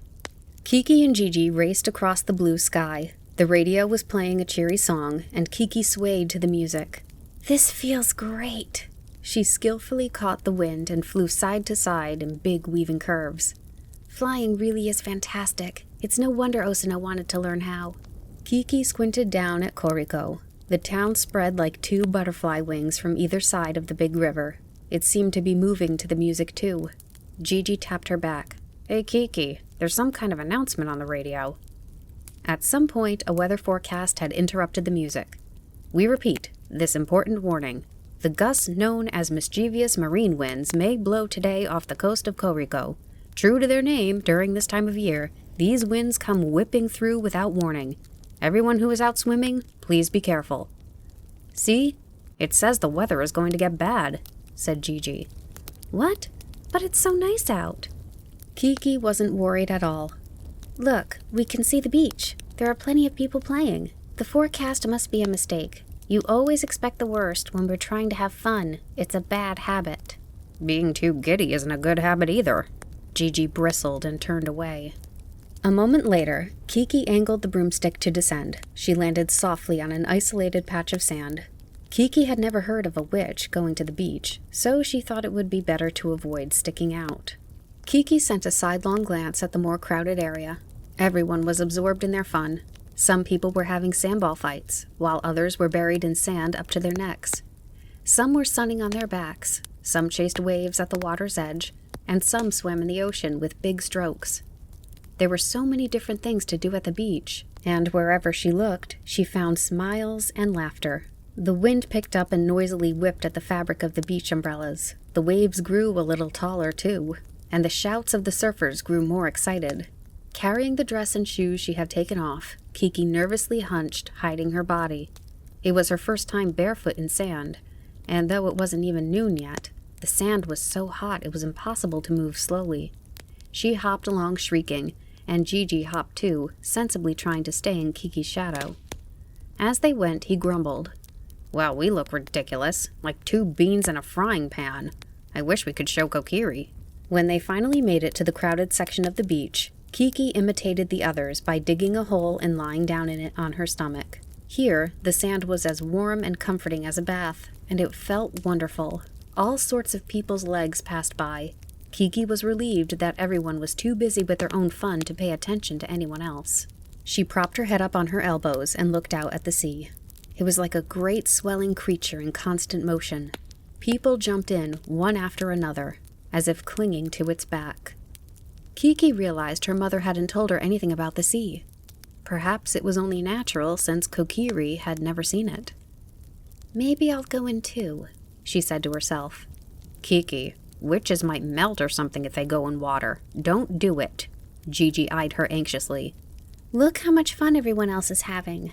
I don't think there's any reason it would be bad just for witches. I want to try dipping my feet in at least." As Kiki sat up on the sand, she spied a mass of black clouds on the horizon that hadn't been there before. Looking around, she watched little whirlwinds of sand spin by. "Oh, maybe the weather forecast was right after all." But the sun was still shining brightly overhead, so she gazed enviously back at the people playing in the water. A voice called out nearby, "Hey!" When Kiki turned, she saw a woman lying nearby on her stomach, smiling at her. The woman slowly sat up and pointed to the broom. "Did you bring that all the way here to play with at the beach? Are you planning on using it instead of floaties?" Kiki found the idea so silly she couldn't hold back her laughter. The woman shrugged and laughed herself, then said, "I heard a witch came to town. I guess people are already copying your style. How cute. I'm so busy taking care of my son, I have no idea what the latest trends are. I saw a young man with one earlier, too." Kiki hurriedly hid behind her broom. "Look, he's over there." The woman pointed behind her. Kiki looked past the people playing in the sand and saw a boy carrying a bag and a broom, watching them. "Oh, he's probably cleaning up the beach." "Is that right? Are you a cleaner too? I thought for sure." As she spoke, she craned her neck and looked again, then suddenly shouted, "Hey! Hey, buddy! You can't go so far away. Stay where I can see you. That's good, right there. You can splash in the water. Look, here comes a big wave." When the woman waved, a little boy sitting in an orange inflatable raft kicked his feet. The woman turned back to Kiki and heaved a sigh. "Kids are cute, but such a handful. Being a mom is rough." When the woman looked away again and shrilly raised her voice, "Hey! Don't go out too deep. That's right, sit there, good boy. She turned back to Kiki with a smile. I'd at least like to get some relaxation time in when we come to the beach. Oh, do you think your little kitty would play with my son? He looks so sweet. Then my boy won't wander off. The woman reached out to pet Gigi, trying to get on his good side. Go play with him, Gigi. Kiki poked him in the tummy. Gigi rose lazily and groaned from the pit of his stomach. She called me a full-grown cat, a little kitty. Ugh. He grumbled to himself as he walked toward the water's edge, twitching his tail back and forth. What a smart kitty. The woman watched with a smile until Gigi reached her son on the inflatable raft. Satisfied, she then lay back down on her stomach, humming. Kiki decided to lie down too. When she closed her eyes, she could hear the jumble of sounds around her more clearly. The sea's salty smell, a mix of fishiness and seaweed, was pretty nice too. Without warning, she heard a roar, and a completely different sort of wind blew past. It was so intense it seemed as though it fell from the sky. Yelps and screams of surprise rose along the beach. After blinking the sand out of her eyes, Kiki saw straw hats crisscrossing through the air and inflatable rings rolling around like wheels. She stood up with a start. The peaceful beach had completely transformed. Some people grabbed their kids under their arms and ran for the pine grove at the end of the beach. Others were chasing belongings that blew in the wind. Oh no! The woman next to her screamed at the top of her lungs, frantically sprinting toward the water. Kiki's eyes followed the woman, and she saw the orange raft carrying the boy and Gigi was caught between two huge waves. The woman leaped into the water, but the raft, along with the boy and Gigi, was pulled into a strong whirlpool and dragged out to sea. All Kiki could hear were piercing sobs. She ran toward the water and shouted to Gigi, "Hold on tight, I'm coming to save you." Then she turned to the woman who stood helplessly in the water. "Don't worry, I can fly. I'll save your boy." Someone nearby said, "That's right. You're the flying girl from Kiki's delivery service, aren't you?" "Please hurry," the woman urged. "Hurry." Kiki ran back to the sand to get her broom, but the moment she picked it up, she went pale. This wasn't her broom. It was a cheap one, a copy that looked nearly identical to her mother's. How could this happen, especially at a time like this? Did someone swap my broom in the midst of the storm? Or was it while I was relaxing with my eyes closed? Kiki's heart pounded. What do I do? In any case, she didn't have much time to think. Kiki mounted the unfamiliar broom in a hurry and took off. But the moment she was up, the broom took a nosedive, and she dipped into the water. Oh no! Everyone watching gasped. Kiki pulled the handle up in a panic, but then the back bristles fell into the ocean with a sploosh. The broom grew heavier as it soaked up water and drifted back toward the beach. Kiki tried everything she could to change direction, but the broom, unruly as a wild horse, kept pulling her backward and trying to throw her off. Meanwhile, the boy and Gigi drifted farther and farther away with each passing moment. Still, Kiki desperately flew on. After being dunked and bucked along the way, she finally caught up to the raft. Then she stretched herself out on the broomstick and extended her hand. The boy was crying too hard to take it, so she finally managed to grab a hold of his trunks and lift him up. Then she snatched Gigi by the tail. Right after she pulled them to safety, a huge wave crashed over the orange raft, sending it spinning and washing away. All the bystanders on the beach jumped up and cheered. When Kiki somehow made it back to shore, she handed the exhausted boy to his mother. Holding an equally exhausted Gigi, Kiki hurriedly pulled her dress on over her wet swimsuit. Then she grabbed her radio, hopped on the unsteady broom, and took off again. "Why don't you rest for a bit?" someone called to her. "The wind is bad." But Kiki couldn't possibly do that. She needed to find her broom, and she had an idea of where to look. Earlier, she caught a glimpse of that boy who had a broom, and she had an idea of where to look. He must have wanted a real one from a witch and swapped them.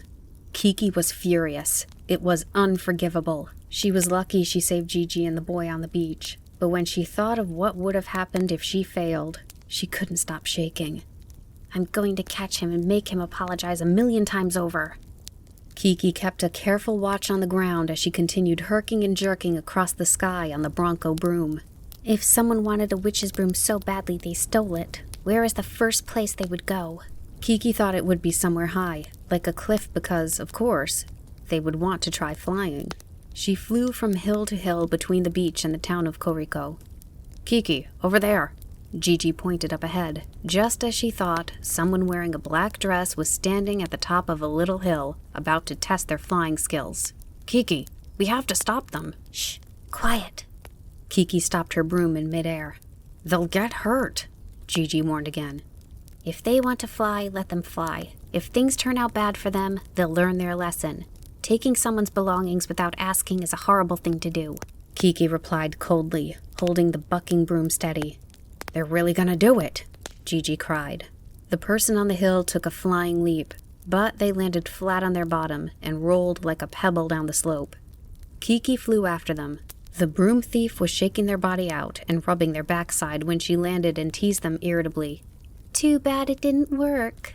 The face that looked up at her in surprise was, sure enough, the boy she had seen at the beach. He looked about Kiki's age. His glasses were cracked and he was peppered with bleeding scrapes. Kiki giggled. He was even wearing a black dress identical to hers over his clothes. "You sure put a lot of effort in," she said.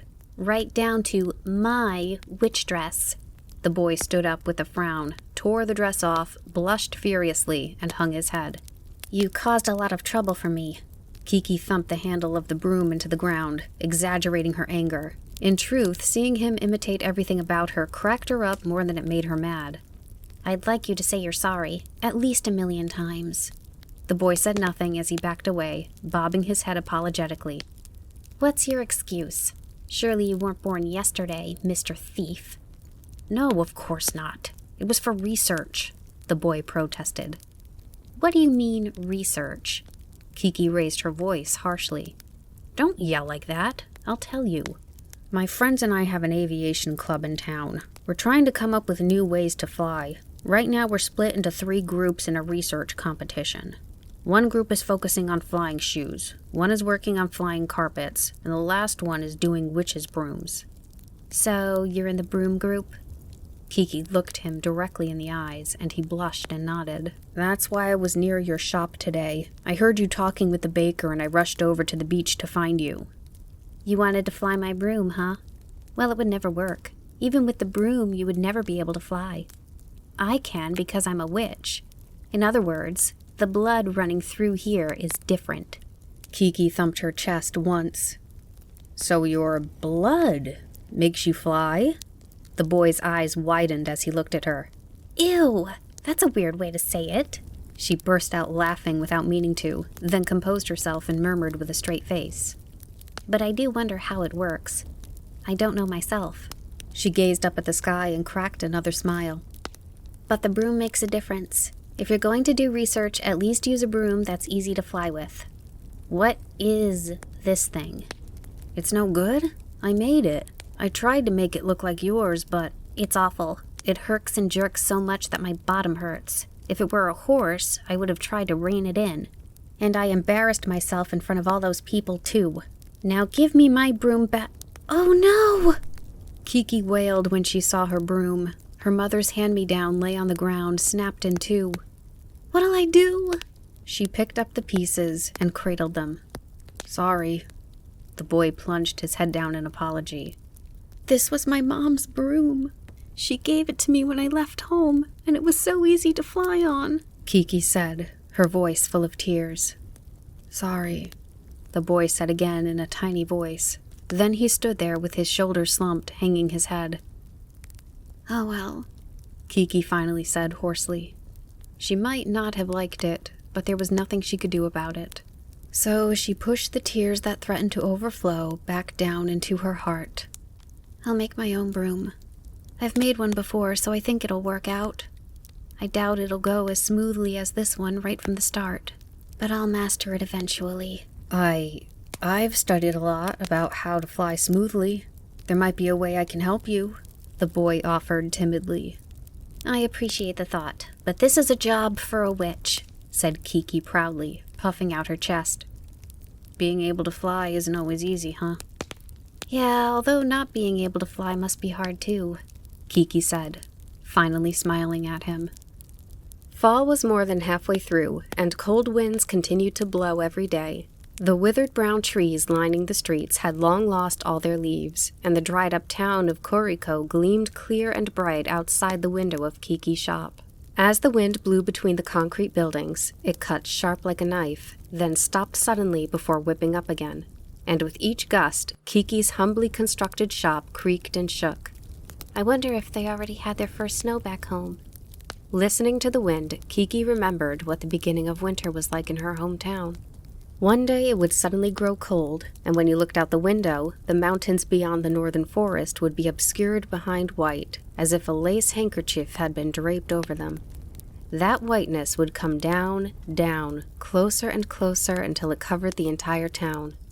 Back home, the sign of winter was the white of the snow, not the sound of the wind. On the first winter day after Kiki had learned to fly, Kokiri took her out and said, "Everywhere you look is white, right?" She continued explaining the dangers of the snow-covered roofs around town. "Sometimes the sun's reflection is so dazzling it hurts your eyes, so be careful when you're flying. What might look like a bean cake could be the roof of the fire watch tower, and what appears to be a staircase might be the roof of the library. That rectangular shape over there is actually the roof of the gymnasium." Witches are supposedly pretty tough against chilly weather, but the cold in this town seems to go right through me, Kiki murmured, pulling her collar up as she sat at the front of her shop. "It's because you don't have anything to do. You're not moving around," Gigi teased as he jumped into her lap and curled up. Kiki did have noticeably less work. Perhaps people didn't pay as much attention to details when it was cold, or they tried to avoid doing anything that wasn't absolutely necessary.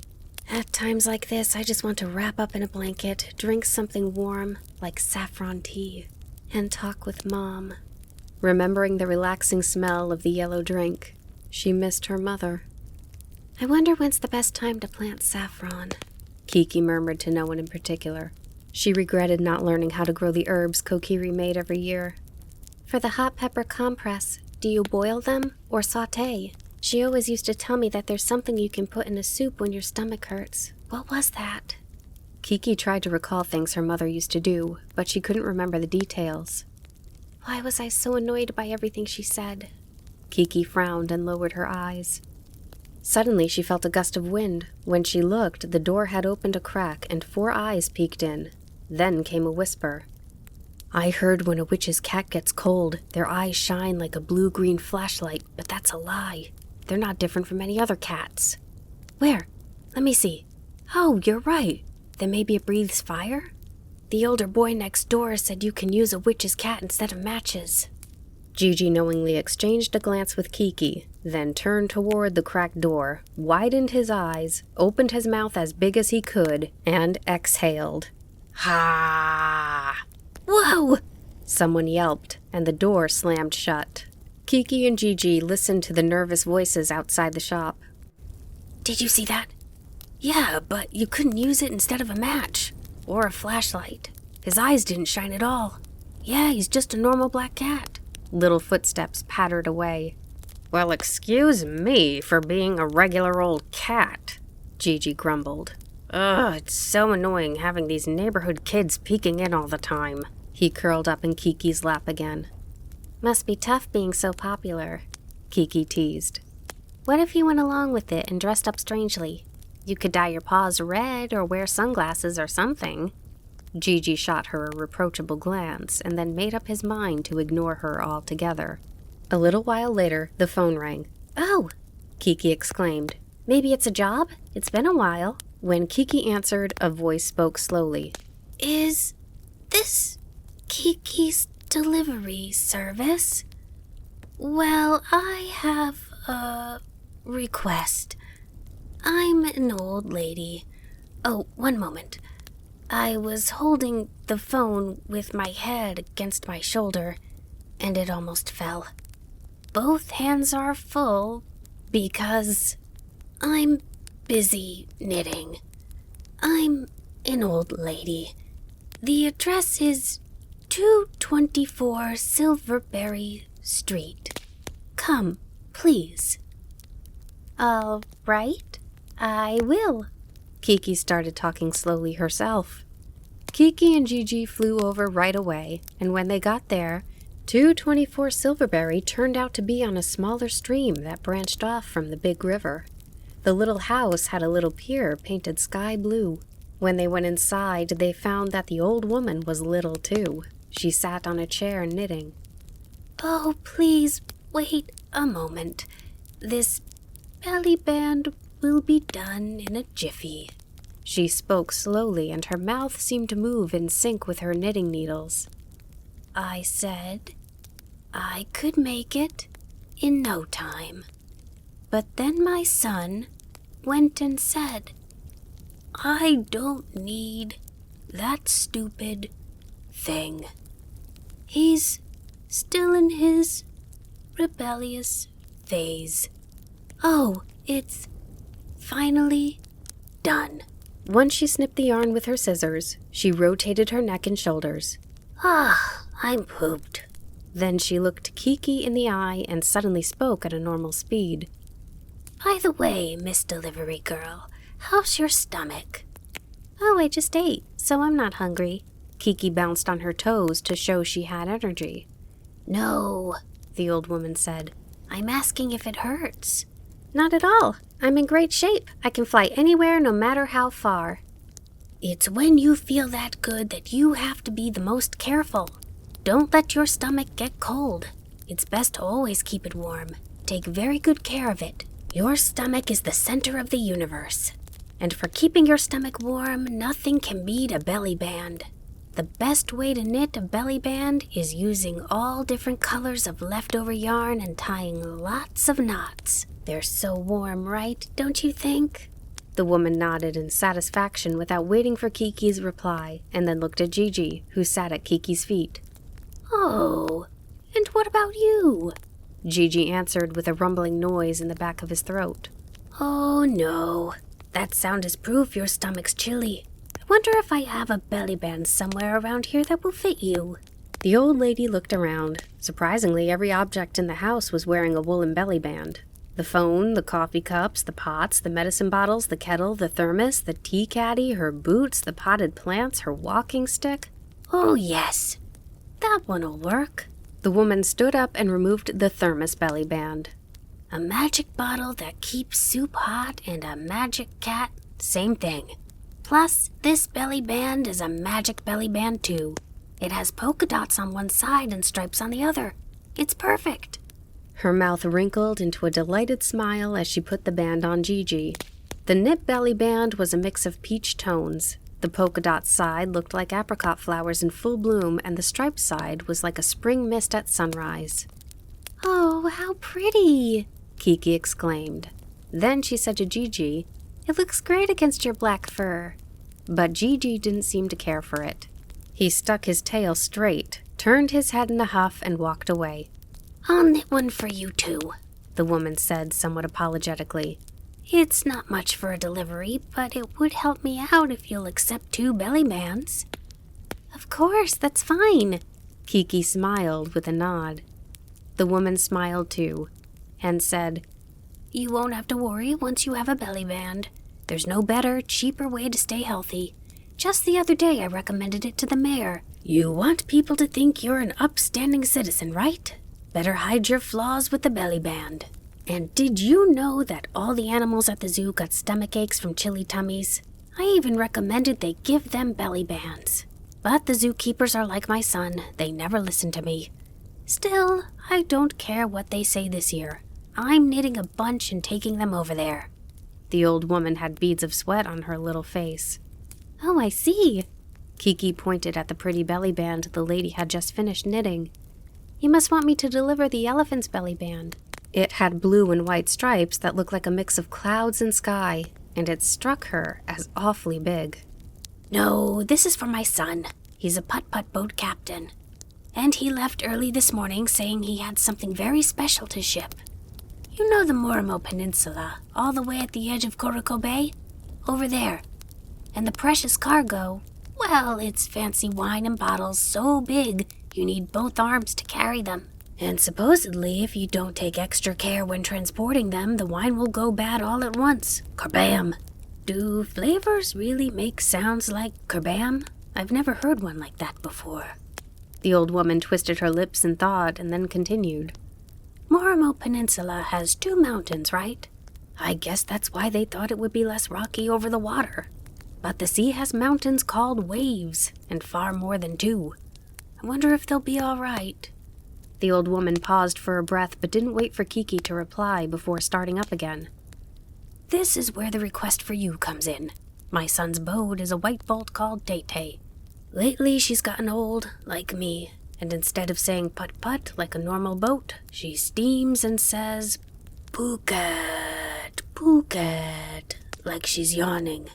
And to make sure the mission goes well, I want to give my son this belly band. I told him so he should know to look for you. Search for them along the big river. They should be easy to spot. If he would just listen to me, we wouldn't have to go through this, but... She shrugged with a sigh. Kiki accepted the giant belly band, but cocked her head. Just how big is this son of hers? His mom is so little. Then the old woman said, If my son starts complaining again, you go ahead and put the band on for him. If it's too big, you can pinch it together. If it's too small, you can stretch it out. Either way, it'll be fine. Kiki was a bit confused, but she smiled anyway. Okay, understood. She slung the huge belly band over her shoulders like a cape and took off. This is so warm, Kiki said, flying with the belly band around her. It's a great idea. Gigi mumbled. I've got a respectable coat of fur. If you put wool over it, I end up a sheep cat. But you can't say no to your elders. Still, the peachy colors of his small belly band were pretty, so he didn't seem that upset. It looks good on you, Kiki said. Maybe this can count as dressing up strangely as you suggested, he said, reaching back to her earlier teasing.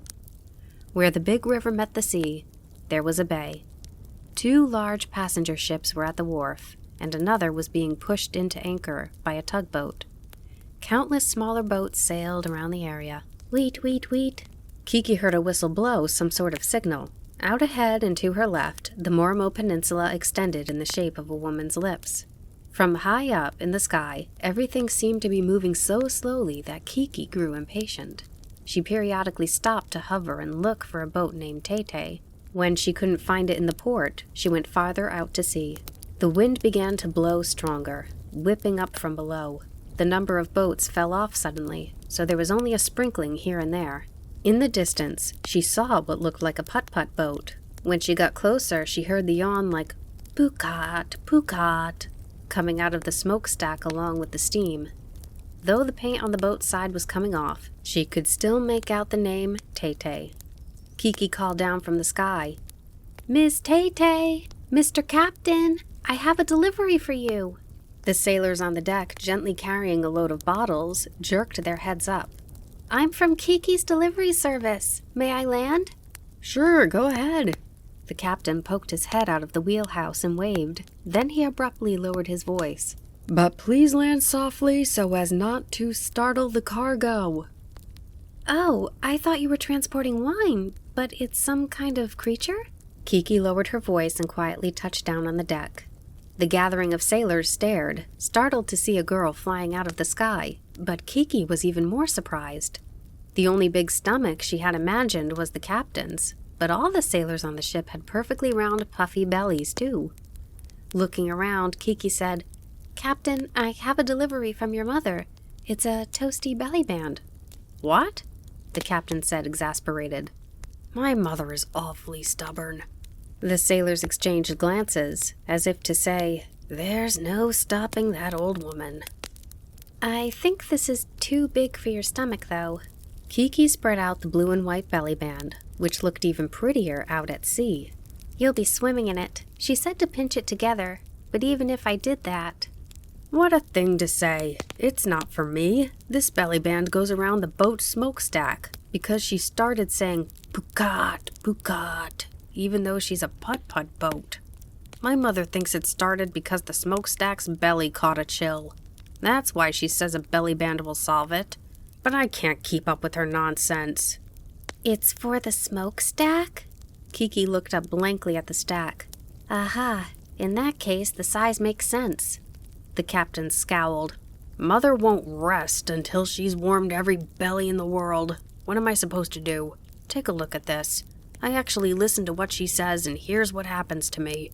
The captain labored to unbutton his nearly bursting coat, and underneath it were layers and layers of belly bands. Bright colors swirled around him. Us too. We can hardly move. The sailors next to him lifted their coats to reveal their own swirling belly bands. What Kiki thought were round bellies turned out to be belly band bellies. She leaned back and burst out laughing. Captain, is this... One of the sailors spoke up nervously.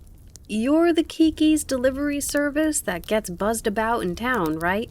That's me. Kiki nodded. Then maybe we should make a request. Rumor has it you deliver anything. Could you carry this whole boat? There aren't any pesky waves up in the sky. Excuse me, what? Kiki couldn't believe her ears. The whole boat? That's impossible. Why would you ask me to do that? It's because of this cargo, the captain said. It's fine wine, so it needs to be transported with care. We aren't going far, so I thought it would be fine to keep the bottles on the deck. But that was a mistake. They end up banging together, which will ruin the wine's flavor. I've got all my men trying to hold them steady as best they can, but it's a tough job. Once he mentioned it, Kiki noticed the bottles on the deck were rattling against each other, creating little bubbles in the wine. What if you let them go instead? Then they'd just roll all over the place. Do you think it'd be too hard to fly with the boat? Kiki's eyes roamed around the ship deck anxiously. The sign at her shop said she could deliver anything. It wouldn't do to break that promise. But no matter how much a boat yawned, pukat, pukat, it was still a boat.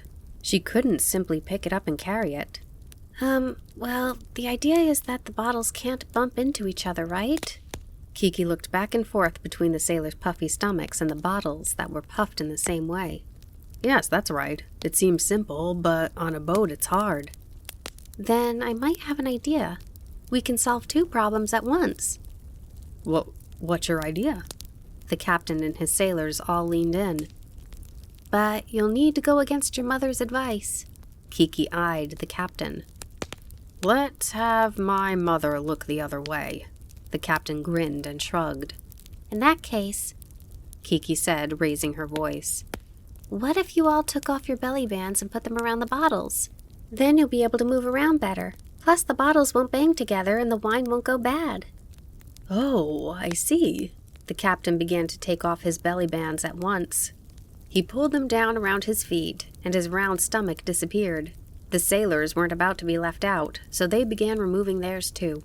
In no time, there was a mountain of multicolored belly bands on the deck, and next to it, a group of slimmed-down sailors. They carefully dressed each bottle in a belly band. Now the bottles were lined up on the deck with multicolored belly bands. The rattling noises ceased. Aha! Everyone nodded, relieved. Well, I'll be going, Kiki began as she mounted her broom with Gigi. But then she turned and told the captain. Oh, I almost forgot the smokestack belly band. You should follow at least some of your mother's advice. How about putting it on? I guess you're right, the captain said. He seemed reluctant, but also a little bit relieved. The sailors nodded in agreement. Then they all worked together to put the blue and white belly band around the smokestack. Okay, now I'll be going. Kiki waved and took off, then turned her broom toward the town of Koriko. Behind her, she could hear the sound of the boat, and maybe it was her imagination, but she thought it sounded less like pukat, pukat, and more like put, put. The next day, Kiki saw something surprising in the newspaper. An article said the entire crew of the Tay-Tay had caught tummy chills. Below that was another item. A liquor shop on the Morimo Peninsula has begun selling bottles of wine with beautiful woolen wraps. Both the wine's flavor and the bottle's looks are worthy of attention. It's a bit expensive, though. A week went by, and Gigi hadn't taken off the belly band the old woman had given him. On the contrary, he flicked it with his tail to keep it clean. Kiki suspected it had something to do with the town person murmuring, "That witch's cat is different from normal cats. He must be keeping his magic warm." And about another week later, Kiki received word from the old woman that her belly band was finished. When she went to pick it up, the woman gave her a belly band knit with so many colors it looked like the inside of a jar of hard candies. "You always wear black clothes," the woman said, "so at least enjoy a bright belly band." But Kiki had one final request. "Ma'am, could you please teach me to knit? I want to learn different skills." "Yes, that's no trouble at all." The old woman smiled at Kiki. "What do you want to knit?" "Something for my mom and dad." "Belly bands, of course. That's a wonderful idea." It was New Year's Eve in Koriko. In another 4 hours, the current year would be over. Every house seemed ready. All the windows were shiny clean, and an orange glow spilled out onto the street from people's homes. Kiki's heart ached. Back home, New Year's Eve was always a time for her family to enjoy together. But this year, it was just her and Gigi, and she couldn't return home to celebrate her coming of age until a full year had passed. In Kiki's hometown, it was a New Year's Eve tradition to eat big meatballs simmered with tomatoes. So, Kiki pulled herself together and got to work. She made meatballs as big as apples and simmered them with boiled tomatoes she had saved from the summer, remembering how her mother used to do it. At home, everyone would eat and share their memories of the past year. When the clock struck midnight, they would hug the person next to them and say, "It was a good year for both of us, wasn't it?" "Hey, Gigi," Kiki said, shaking salt and pepper over the pot. "This year it's just us two, but let's eat meatballs, and when the clock strikes midnight, let's do the usual New Year's greeting, okay?" "Sure, that sounds fine. Even if the new year ends like this, we'll be all right. Depending on your perspective, it was a pretty good one." Gigi reached out his front paws and stretched. "It's New Year's Eve, but something seems off," Kiki thought. She cocked her head as she tasted the sauce. The streets were noisier than usual. People seemed to be gathering outside. "But now's the time to be around the table at home, not out around town." "Hello?" Osano opened the door to the shop and came in carrying her daughter. The baby was much bigger now and was able to kick her legs. "Listen, can you hear it?" Osano said in a sing-song voice. Kiki looked at Osano blankly for a moment. Perplexed, she asked, "Listen? To what?" This time, it was Osano who stared blankly at Kiki. "Ah, that's right." She shook her head, realizing her mistake. "You don't know how this town celebrates New Year's, do you?" "I should have told you. Look, see that clock?" She pointed out the window at the hazy clock tower in the distance. "I don't know who built it, but that tall clock over by the town hall, if you look at it wanting to know the time, it's usually hidden behind the clouds. And even if it isn't, it hurts to crane your neck, so no one really looks at it much. But it does serve an important purpose once a year, on New Year's Eve. That clock only rings on New Year's Eve, and only at midnight. It chimes 12 times. Bong, bong. And the entire town runs. We start by the clock and do a big loop around town. In other words, we kick off the new year with a running start. We've had this important ritual every year since the clock tower was built. And at some point, since we're all trying to make sure we don't miss the bells, our New Year's greeting ended up being, 'Listen, can you hear it?'" "So that's why the streets are so busy," Kiki said, finally understanding. "Yes, naturally. The early birds left their houses a long time ago and are already out mingling and waiting together." "In that case, is it okay for me to run too?" Kiki asked, leaning in. "Of course, but no flying." "I would never cheat like that." "My plan is to run alongside my husband with the baby on my back. You can come with us." As soon as Osano left, Kiki lifted her skirt and began stretching her legs and stamping her feet. Even Gigi shook his legs out one at a time, warming up. 2 hours later, the young mayor of Koriko, finished with all his work for the year, sat at his desk, stretching. After being elected at the beginning of the year, everything had gone well, and, despite being so young, the townspeople held him in high esteem for his performance. On this night, the last of the year, he was more enthusiastic than ever. He was determined to lead the way in the New Year's race and prove himself as even more reliable to the townspeople. 1, 2, 1, 2. He lifted his hands above his head. 3, 4, 3, 4. He stamped his feet. Then he opened his window, looked down at the town, and shouted the New Year's greeting at the top of his lungs. Listen! Can you hear it? In that moment, he was so shocked he nearly slipped through the window. His office was the very top of the town hall, so with the window open, he could usually hear the faint sound of the clock far above in its tower, even if it was cloudy or raining. But instead of the usual orderly ticking, it seemed to almost be yawning. Tick, tock, ick, ock, pick, pock. The mayor leaned out the window and looked up at the clock in a panic. Then the clock offered a final k, and stopped. It was 10:36. There was only an hour and 24 minutes until the clock's once-a-year job at midnight. The mayor leaped for the phone and called the clockmaker who had cared for the tower for generations. The clock tower stopped. Please come quickly, and whatever you do, don't let the townspeople find out. As soon as the mayor hung up the phone, he headed across the street and raced up the inside of the tower. The clock had never failed since it was built. It ensured that the New Year's race started on time every year, and it was something the townspeople could be proud of. Of all the times the clock could break down, the mayor thought, it had to be during the year I was elected. What if this ends up in the history books? What a disgrace. The young mayor couldn't bear it. Before long, the clockmaker climbed up the clock tower's 2,358 stairs, carrying his big tool bag. His family had cared for this clock for 5 generations. Thanks to their hard work, it had never stopped once.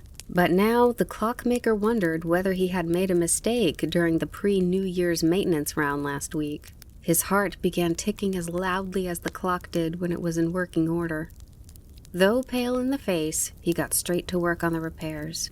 He used a little mallet to tap on every screw and gear. Almost immediately, he was relieved. Oh, I figured it out. The biggest gear is broken. This makes it for an easy-peasy fix. We just need to swap out the gear. It'll only take 3 minutes. Really? The mayor started stamping his feet. 1, 2, 1, 2. But then asked, will the time be adjusted as well? Yes, once the new gear is in, it'll be fixed in the blink of an eye. And the bell will ring properly at midnight? Of course. The clockmaker was bursting with confidence, his earlier worries gone. Humming a little tune, he looked into his bag, at which point his face went pale again and his hands began to shake. But I don't have a spare gear. What? Then hurry up and go get one. The mayor went pale too, and his voice quavered. But I don't have one at the shop either. I'd have to order it. Then hurry, do it.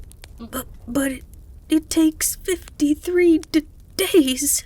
The mayor staggered backward. He groaned painfully before finally speaking. There's nowhere you can get one? I heard that the town across 3 mountains to the west has a clock with the same type of gear. So if we borrowed that gear... Borrowed? Yes, without telling anyone. You mean we steal it? Yes, but what?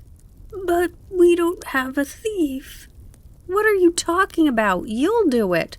What? All right. But the time... Well, maybe if I go in a police car with the siren on, I'll make it. You idiot! Are you really going to go steal something in a police car? Isn't there some other way? Well, oh yes, there is. That service in this town everyone likes so much. Ring-a-ling-a-ling, ring-a-ling-a-ling. The phone in Kiki's shop sounded, interrupting her preparation for the race. When she picked up, she did a little bow and said, "Listen, can you hear it?" The voice on the other end was shrill in her ears.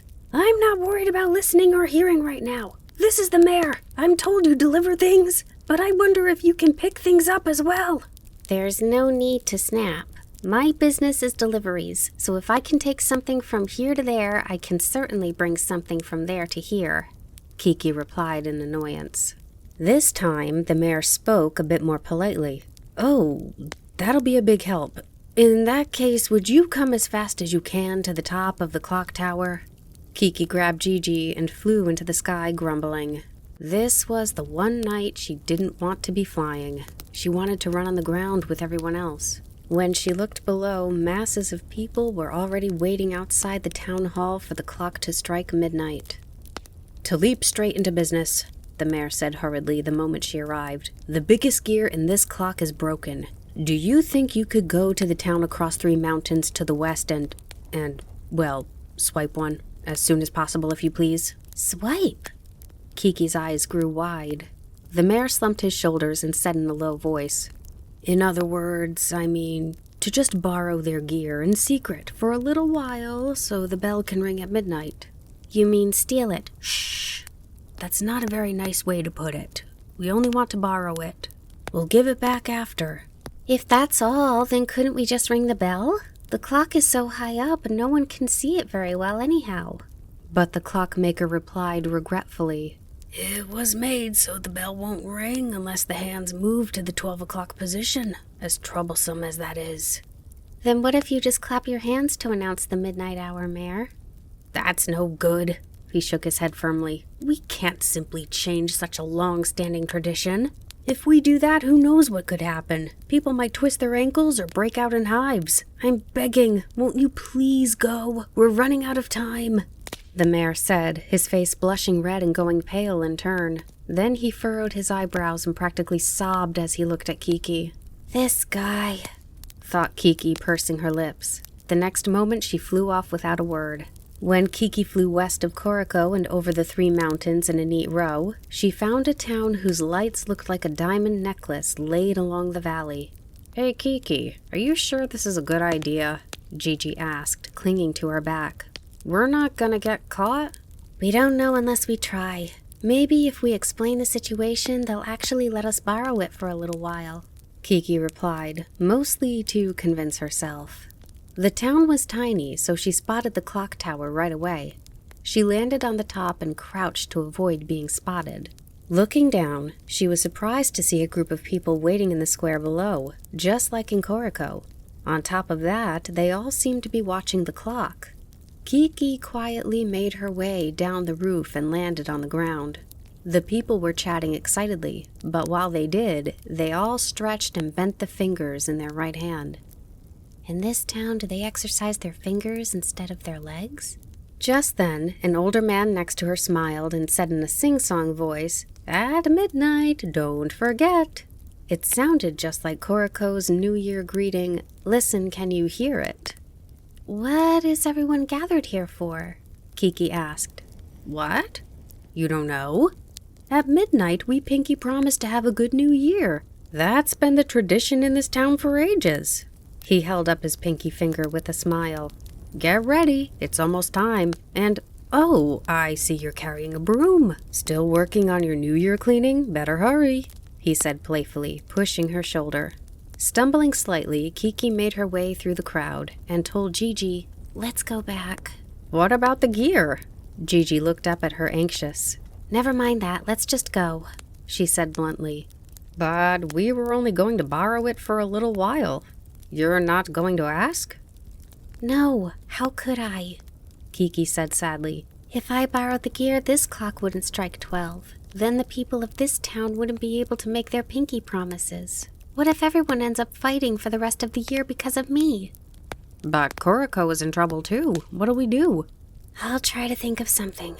Kiki took off from the shadows and zoomed into the sky. When she returned to the clock tower in Koriko, the mayor and the clockmaker practically pounced on her. How did it go? Hurry, the gear. Kiki showed her empty hands. I don't have it, but don't worry. I'll make it happen. You two go wait down below. But the pair just looked at her and didn't budge. I'm telling you it'll be all right. I'm a witch. I can handle it, Kiki declared. After herding the men toward the stairs, she spread her arms and took a deep breath. Okay, Gigi, she said. Help me out. Hold on tight and push me with all your strength." With that, she mounted her broom and flew off at tremendous speed. Kiki went to the edge of town, spun back around, and went hurtling toward the face of the clock, accelerating even more. Then, just as she was about to crash, she grabbed the big hand with both of hers and used her momentum to push it toward the top of the face. And in the blink of an eye, her one push made 1 hour and 24 minutes go by. The two hands met beautifully at 12.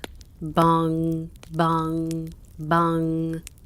The bell echoed throughout Koriko, and a cheer exploded from the front of the town hall. Then feet could be heard pounding the street as the race began. Meanwhile, having let go of the clock hand, Kiki was flung all the way to the outskirts of town. When she finally coaxed her broom to a stop and returned to the clock tower, she plunked down exhausted. Her hair stood on end, and the contents of her brain felt as though they had shifted to one side. When she shook her head and looked below, everyone was running in good spirits. The people whirled and eddied, and it almost seemed as though the street was moving. At the front of the pack, sticking out with his extra springy gait, was the mayor. "That was wild. I thought my tail was going to come off," said Gigi, stretching flat as a pressed flower. "I thought my eyes and mouth would fly off and I'd end up a faceless monster." With a sigh of relief, Kiki looked at her watch. Oops, it was still 5 minutes before 12. She cracked up and bent over with laughter. "I guess we were a tad too good at our job, but at least we weren't late, so it's fine, right?" "How sneaky of you," Gigi said. He was looking around upset when suddenly he yelped, "Ah, it's gone! My belly band's missing." "It must have blown away. Well, if that's the worst thing that happens tonight, I think that's all right, isn't it?" "No, it's not. I was taking good care of that thing. Without it, I go back to being a normal old black cat. Instead of a give and take, all I'm getting from my hard work in this town is a huge loss." Kiki consoled him. "But we delivered the new year. How many delivery services have done that? Only we could pull off something that spectacular. You think any old black cat could do it? Come on, cheer up, and let's run with everyone. We'll have to cheat a little, but we'll fly to catch up to Osano and her family and run with them. We'll have to look for Tombo and Mimi, too. Hurry, let's go." She scooped Gigi up, and they took off on her broom. After the new year started, strangers would see Kiki in the street and say, "Nice work." She assumed everyone was simply in a better mood since it was the beginning of the year, but one day Osano explained it to her. "The clockmaker has been going around spreading the word about you, saying things like, 'Kiki fixed the clock and made sure it struck 12, and it's pretty handy to have a witch who can use magic like that in our town.' I'm proud too, because I've thought that all along." It was still cold every day. Gigi was curled up on a chair complaining. "What a long winter. If it gets any colder, I think I'm going to quit being a cat. I can't take it." "What would you be instead? You have such a nice fur coat." Kiki patted his back. "You keep saying you're cold, but the sound of the wind is already different. It sounds like spring now, I'm sure of it." "Yes, spring. I'll be able to see Mom soon. But those who complain too much can't hear nice noises like that." Gigi pouted and hid his face between his front paws, but his cute black ears stuck straight up and twitched slightly. Ring-a-ling-a-ling, ring-a-ling-a-ling. The phone rang. The moment Kiki picked up, a flustered voice came over the line. Hello? Please hurry, come to the station, please. Koriko Central Station." Abruptly, the call ended. "Why is every job that comes my way such a crisis?" Kiki said. When she arrived in the sky over the station master waved her down, shouting, "Here, over here, hurry!" Next to him were 8 men, thin like withered trees in matching black outfits. When she landed her broom in front of them, they weren't surprised in the slightest. They simply continued glaring at the station master with frightening looks on their faces. "These gentlemen are musicians and—" the station master started to explain, but a man with flashing eyes cut him off. "Professional musicians." "Oh, right. These esteemed professionals will be performing this afternoon at the outdoor auditorium. But it's so cold, Kiki exclaimed. Outdoor means outside, right? The man cleared his throat, and puffed out his chest. That's the whole point, because our music will warm your heart. It's called a concert to beckon spring. Well, it will depend on whether the ears of the people in your town are any good, but we're worried because we're missing something important.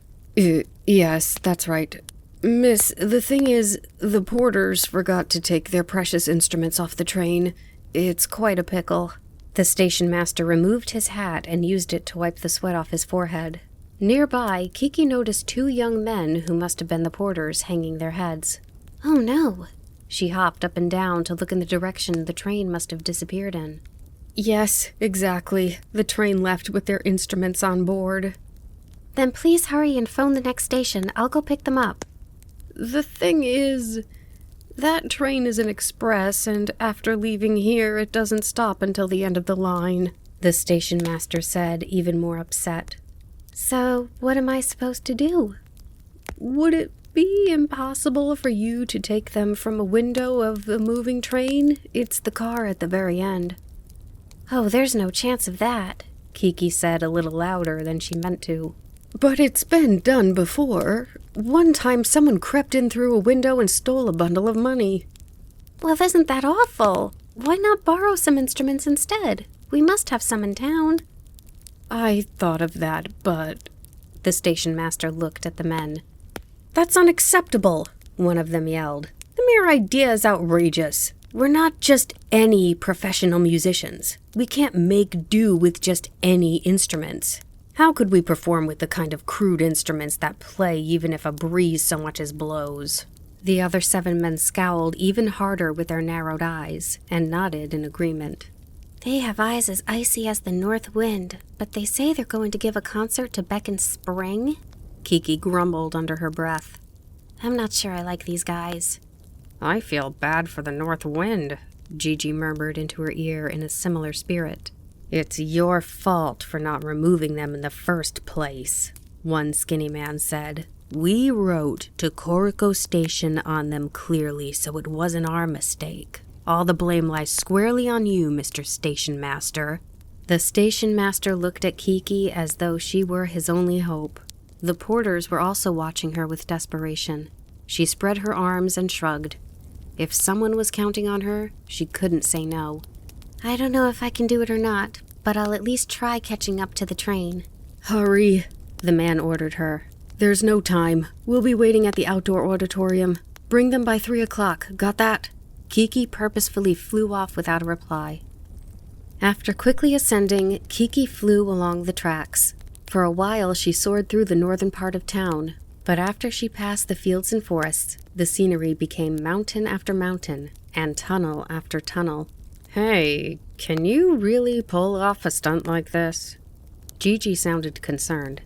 Don't worry, those guys were so arrogant, I just wanted to make them sweat. But we're talking about boarding a moving train. It's okay.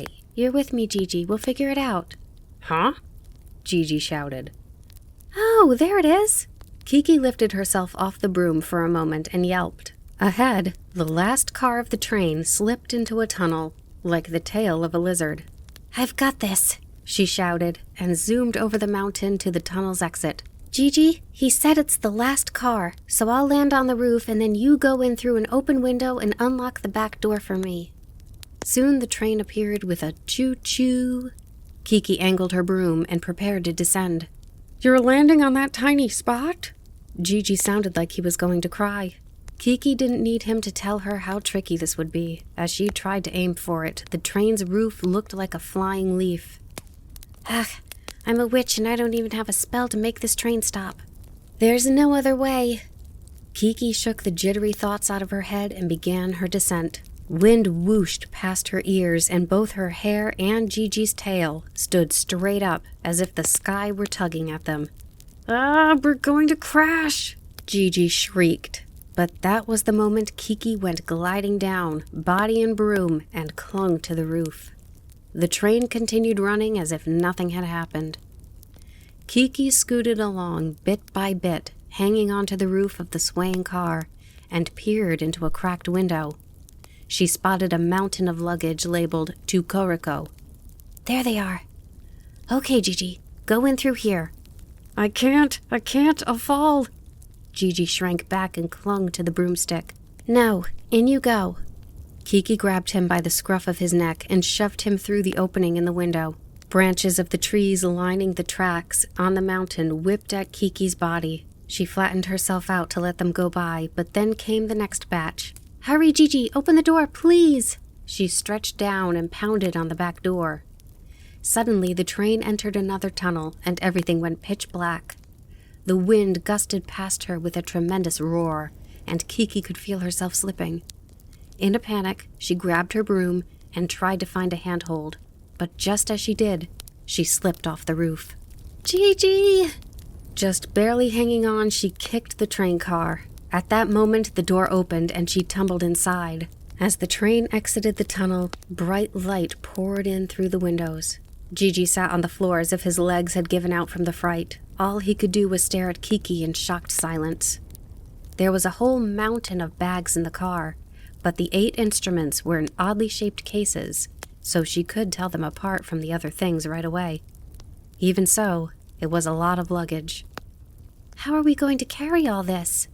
Kiki plopped down like Gigi, exhausted. They have handles. Could you hang them from the broom? Gigi said, seeming to have returned to himself as he sat next to her. There are 8 of them, though. Do you think that'll really work? Maybe not. Oh, wait a second. Maybe if we take them out of their cases, they'll be a little lighter. Kiki opened the case nearest her. Inside was a shiny golden instrument shaped like a twisty slide at an amusement park. This is a horn. You blow into it. Oh, here's a trumpet and a trombone. This is a violin, and here's a cello. Dad taught me about all of these. Kiki opened case after case. Each instrument sparkled, as to be expected, given how proud the musicians were of them. Gigi, you can carry a violin, right?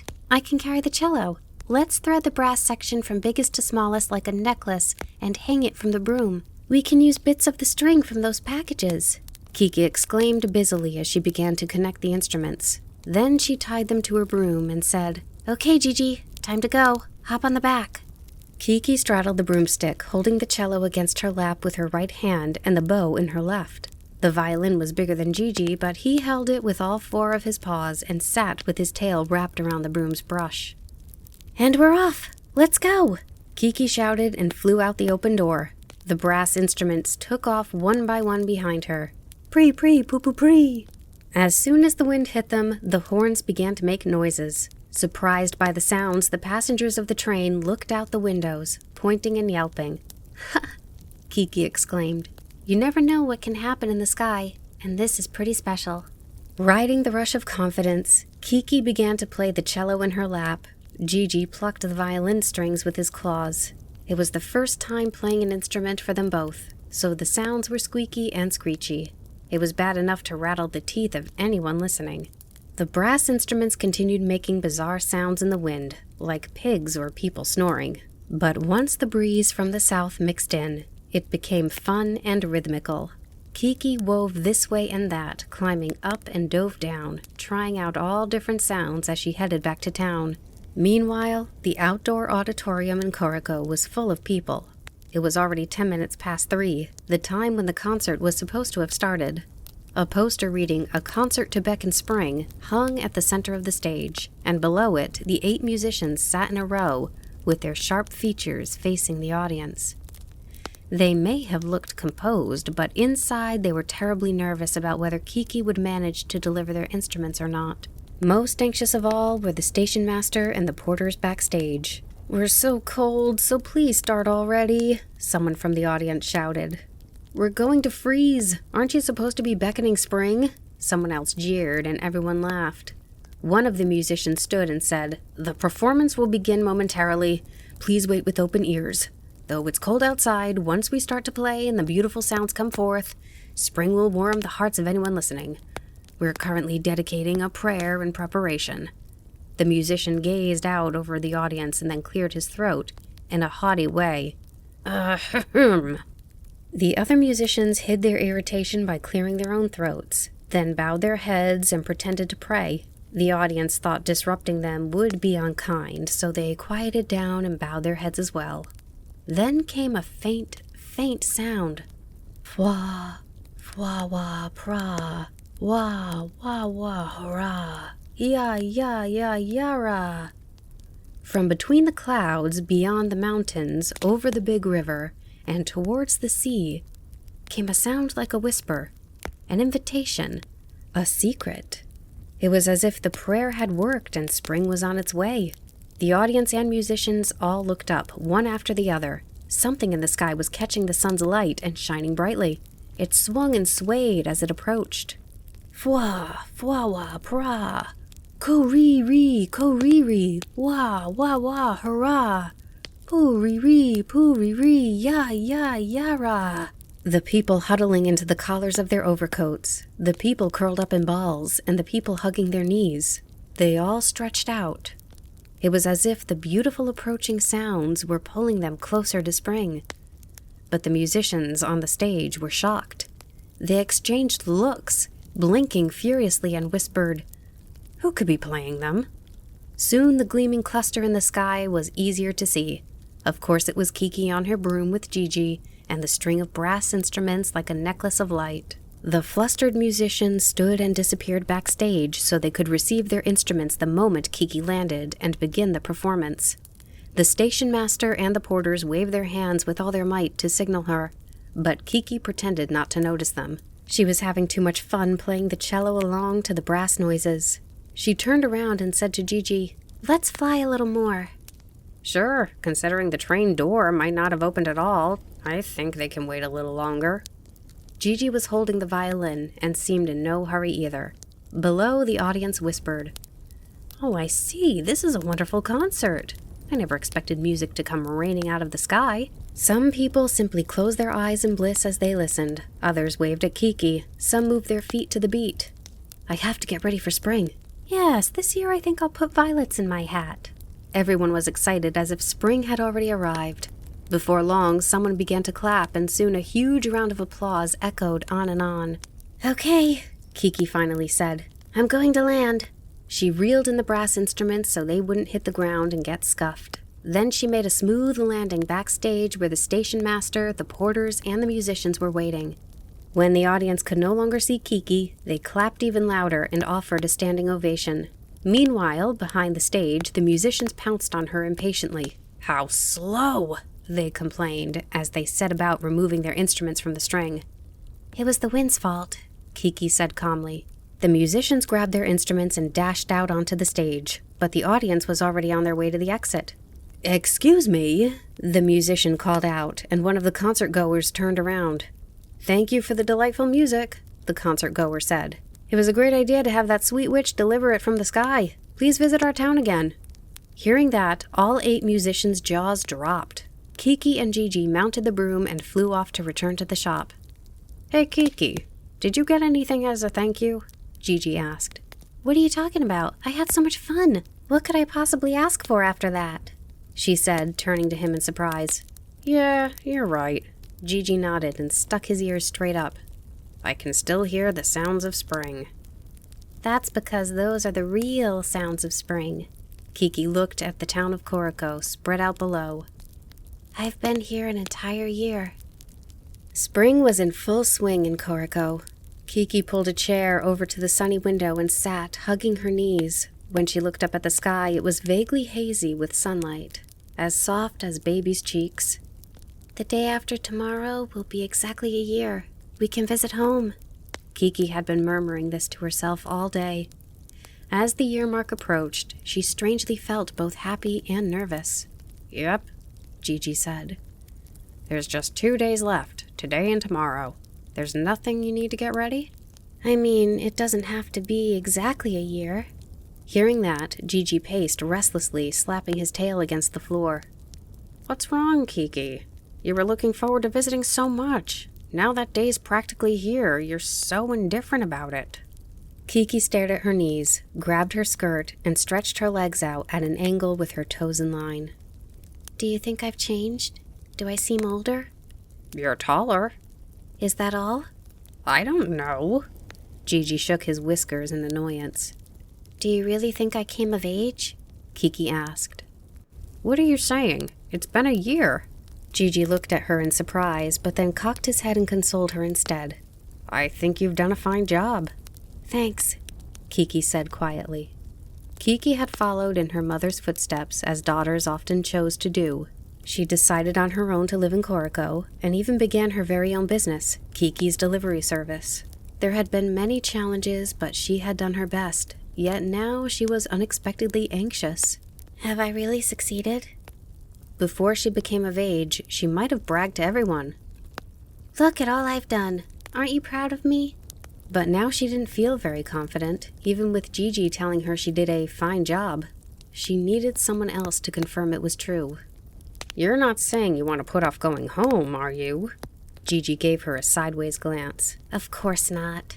Kiki hopped up and gave her back a good stretch. That was enough mulling for now. Okay, time for work. Visiting home is a job too. Let's deliver ourselves to Mom and Dad. Ready? Time to go. Yay! Gigi said lightheartedly as he did a backflip. Kiki was in a much better mood now and began bustling around. First, we need to let Osano know. Oh my, the day after tomorrow? I didn't realize it was so soon. How long are you planning to be gone? Osano had always known that Kiki would visit home at some point, so she wasn't very surprised. Kiki thought. 15 days or so? It's been a year after all. I'd like to take it easy for a little bit. Osano grinned and poked Kiki's cheek. You're already starting to sound like your mama's little girl again. Usually when people say they'll be gone for a little while, they mean 10 days, not 15. Make it a short while and come back soon. Kiki blushed and stuck her tongue out. After that, she called Tombo. I'm jealous, he said. Sounds like a long trip. How fast will you fly? How high? With the wind or against? What's the temperature up there? What's it like to fly through the clouds? Do they have a flavor? The whole time they talked, he only asked about flying. Does he have nothing in his head besides questions? He's always like this, always studying. When Kiki hung up, she couldn't help but feel dissatisfied and glared at the phone. Next, she called her many regular customers, plus her friend Mimi. And once that was done, she made a sign with a notice on it. Sorry for the disruption, but I'm going on vacation for a little while. In the corner, she wrote, A little while is about 10 days. That night, she told Gigi, Tomorrow we'll clean the shop, and then the next day, we'll leave early in the morning. That's fine, right? Gigi couldn't stop grinning. He ran in circles trying to catch his tail, then suddenly stopped when he remembered something. What souvenir should we bring for Kokiri and Okano? You have to get them a present. We have a ton of stories to tell them. Is that all? What about the belly bands? You were knitting them, weren't you? With blue yarn? Kiki silently furrowed her brow. You didn't finish them? That's no surprise. You couldn't stick with making sneeze medicine, and you can't stick with this sort of work either. Gigi heaved a sigh at her feet. Well, that's not a very nice thing to say. Kiki cracked a smile, ready to share a secret. She took a puffy paper bag off the bookshelf. I did stick with something, so there, she said, shaking out the contents of the bag. A little belly band, knit in a bright blue pattern scattered with gray, landed on the floor. It's for you, Gigi. I made it so you can look fancy when we go home, since the one the old lady made for you blew away. When she put it on Gigi, words failed him, so he ran happily in circles. And I made Mom's and Dad's too. Kiki pulled out 2 belly bands featuring lots of orange and green. It was hard to knit without you noticing. That's so sneaky. I can't believe you kept it a secret. But you know, a good secret makes things 3 times as nice. A good secret? Maybe that's not a bad idea. Okay, got it. You got what? Kiki asked. Gigi just replied, Nothing, and zoomed around in circles again. The next day, while Kiki and Gigi were cleaning the shop, Tombo raced in panting. Then, with a face so red he looked angry, he thrust a paper package at her and said, For you. Sometimes I really don't understand boys, thought Kiki as she opened it. Inside was a little shoulder bag. A black cat was embroidered on the pink fabric. Ah, how cute! Like Gigi the day before, more meaningful words failed Kiki too. You like it? Kiki nodded. Oh, good. he replied bluntly. "Take it with you." When she slung it over her shoulder, he blushed and blurted, "Well, you're leaving tomorrow, right? Take care." Then he gave Gigi a little tap on the head and rushed away just as fast as he had come. Dazed, Kiki watched him go. What's gotten into him? "It was pretty thoughtful of him to choose a black cat design," Gigi noted in Tombo's defense. That's true. Kiki nodded, filled with happiness. If he picks this out for me, he must like me exactly the way I am. When she undid the little bag's red button, she found a scrap of paper inside. "Oh!" she cried. The paper said, "I'll be waving from the bridge over the big river, Tombo." "What is it?" asked Gigi. It's nothing. Just..." Kiki shook her head, put the paper back inside, and patted the purse. "Okay, we're off," Kiki called to Gigi, turning instinctively to look back into her shop as she went outside with her broom and bags. Her red phone, her red desk made of boards and bricks, the map, the narrow staircase, the sacks of flour in the corner, all the little necessities she had bought since moving to the town. Suddenly, they were all memories of the past year, and Kiki felt a twinge in her heart. "Let's go," she said after taking a big breath, her voice a bit shaky. When Kiki hung her sign on the door, Osano came out of the bakery with a large bag of bread, and her husband followed, carrying the baby. "I have a job for you, Kiki," Osano joked. "Please deliver this bread to your mother. Don't forget to tell her it's from the best bakery in Koriko." Osano noticed Kiki's saddened face and laughed loud enough to send those feelings out the window. "Kiki, make sure you come back, all right? We're so happy to have a witch as our neighbor. Everyone says that if they go 3 days without seeing you flying through the sky, they feel like something is missing." Kiki thought she might cry. Her face twisted as she gave Osano a huge hug. Of course I'm coming back." Kiki soared high into the air with the souvenirs tied to her swaying broomstick. Koriko was slightly hazy with the morning mist coming from the sea. After flying over town in a big circle around the clock tower, she slowed and flew toward the bridge on the big river. "Oh, there he is." Tombo sat on his bike in the middle of the bridge, waving both hands in huge arcs. Kiki waved back. "Isn't that Tombo?" Gigi asked in surprise from behind her. "Yeah," Kiki said proudly. "Did you know he would be there?" Kiki didn't answer and just kept waving. "You're not going to land? Don't you feel bad just waving without a proper goodbye?" "This is enough. It's fine." Kiki waved even harder, flew 2 laps of the bridge end to end, then snaked left and right before zooming off toward the north. Tombo grew smaller until he was hidden behind the bridge. "Okay," she said. "We're on our way." Now all she had to do was fly in a straight line home. Her broom soared smoothly, flying no differently from Koriki's old broom. When did her kicking filly learn to cruise so nicely? She marveled anew at the thought. As Kiki flew, the bits of joy and wonder she had shared with the people of Koriko became clear. Osano had told her to come back soon, and Tombo had gifted her the purse. He must have felt the same way. Some townspeople even thought that something was missing if she wasn't flying through their sky. As she traveled on, her doubts and worries receded behind her with the wind. Kiki and Gigi's journey went much faster than it had a year ago. The sun set, the first star of night shone faintly, and by the time the sky was dark and twinkling, a familiar town came into view at the edge of the forest. All the houses in their quiet rows had lights on. Unlike the seaside, the forest air seemed heavy with the nighttime dew, and the most comforting thing of all were the bells that still gleamed dully at the tops of the tall trees. Kiki aimed directly for her house on the eastern end of town and stopped to hover over the roof. "Oh, it smells like bean soup," said Gigi. "Right? I had a feeling she would make that, since it's our favorite." Kiki and Gigi took some deep breaths of the homey scent, and then they landed softly in the garden. They crept quietly over to the door and gently knocked. "Come on in." It was Kokiri's voice. "Sorry, my hands are full at the moment." Kiki and Gigi looked at each other and nodded mischievously. Kiki cracked the door and said in a low, manly voice, "Hello? Delivery, ma'am." Kokiri whirled around and looked from the kitchen, and Kiki pushed the door wide open. "Oh, Kiki, it's you! I thought for sure you wouldn't be here until dawn at the earliest." She gestured to Kiki with a hand holding a dripping ladle. But it's just like you said, Mom. You were sure I would come home after exactly a year.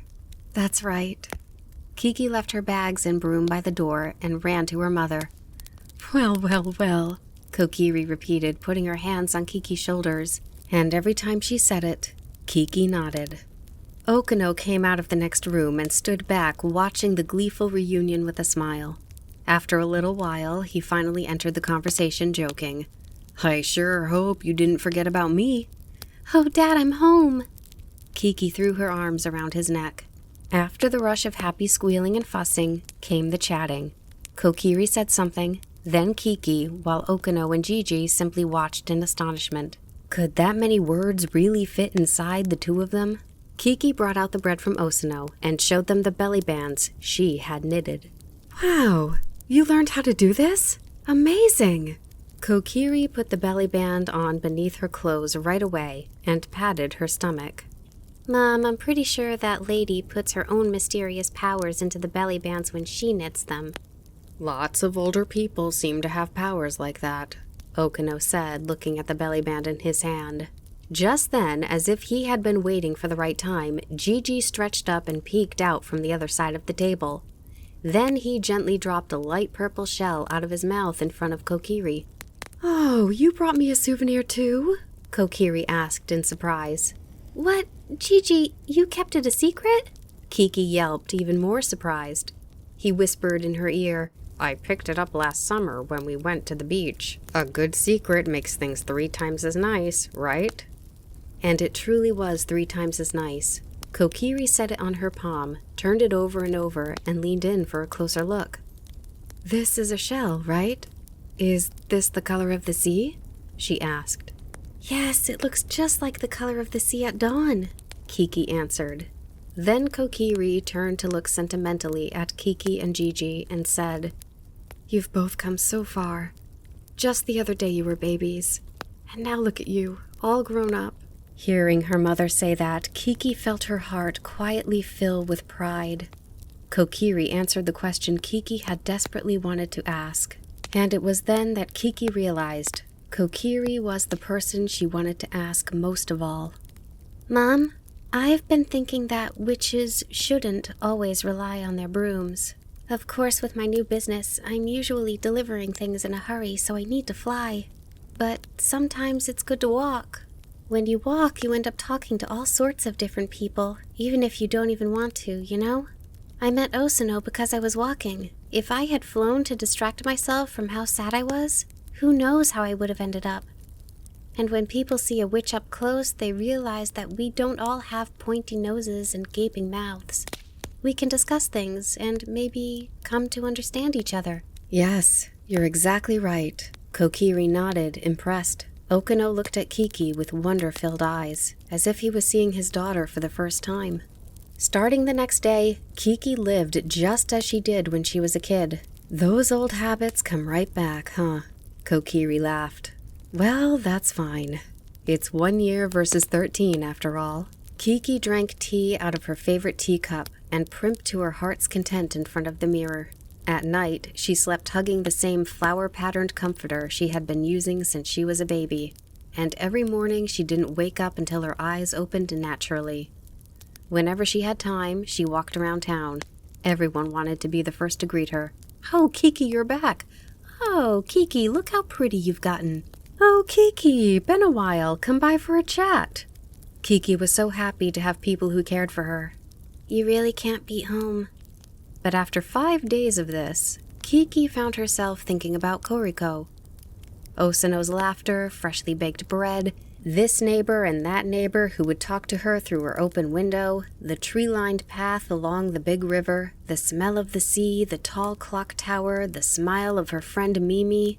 She missed every little thing. And Tombo. The sight of him on that bridge, waving for all he was worth, stayed in some corner of her heart, pulling her back to Koriko. She knew they would have lots to talk about the next time she saw him. And what about her shop? The phone could be ringing right now. So many things were on her mind that, even though she was home, she felt like she was just stopping by and couldn't quite relax. She had only lived in Koriko for a year. This longing to return was strange and unexpected, even for her. Finally, she said, I think I'm going to go back to Koriko tomorrow, or the day after. Oh? I thought you were staying for 10 days. Okino looked at her in surprise. Is life here boring now? He asked. No, it's not that, but there might be customers waiting for me. My phone might be ringing.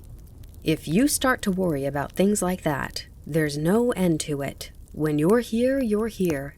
But... She started to say something, but stopped. Kokiri and Okino had waited a whole year to see her. Perhaps it wasn't fair of her to say she was leaving early. Then Kokiri, who had been silent next to her, spoke. It might be better for you to go back. When I was young and traveled home from this town, I remember the bizarrely strong pull to return. If you weren't anxious about what was going on in Koriko, that would be its own problem. But, Kiki, please come back next year. The next day, Kiki and Gigi flew east to Mount Green. Sitting on the slope overlooking the town, they took in all they could see. Gigi, I've decided to go back. That's okay, right? He was teasing the bugs in the grass with his front paws. Sure. Although you'll have to pack up right after you unpack. I already thought about what to get for souvenirs. Are they secrets this time too? No. For Osano, I'm bringing some of Mom's medicine. I think sneeze medicine will be great for the baby. I wasn't sure what to do for Tombo, but then I thought, what if I give him one of the bells from the treetops? The ones Mom hung. If I took the biggest one and polished it, I bet it would shine. And it's a piece of my childhood. Yeah, that's a good idea. It's 1,000 times more thoughtful than a fountain pen. Gigi nodded. Oh, Gigi. Kiki laughed. The bell has a very pretty sound, so I'm not going to include a poem. I don't know what I would write anyhow. The smell of grass rose from the ground beneath her feet. The moos of cows, both high and low, drifted over on the soft breeze. When she lay down and closed her eyes, the light of the sun became green polka dots that moved around under her eyelids as if they were swimming. How wonderful it is to have a place to return to. Coming home, she had discovered a new version of herself. When Kiki got back to the house, Kokiri chuckled and said, Did you go to Mount Green? You can tell? Kiki asked. Yes. You still have a very clear grass line on your face. That afternoon, Kiki went with Kokiri and took down all the bells that hung from the town's trees. This past year, every time the wind rang these bells, I thought of you.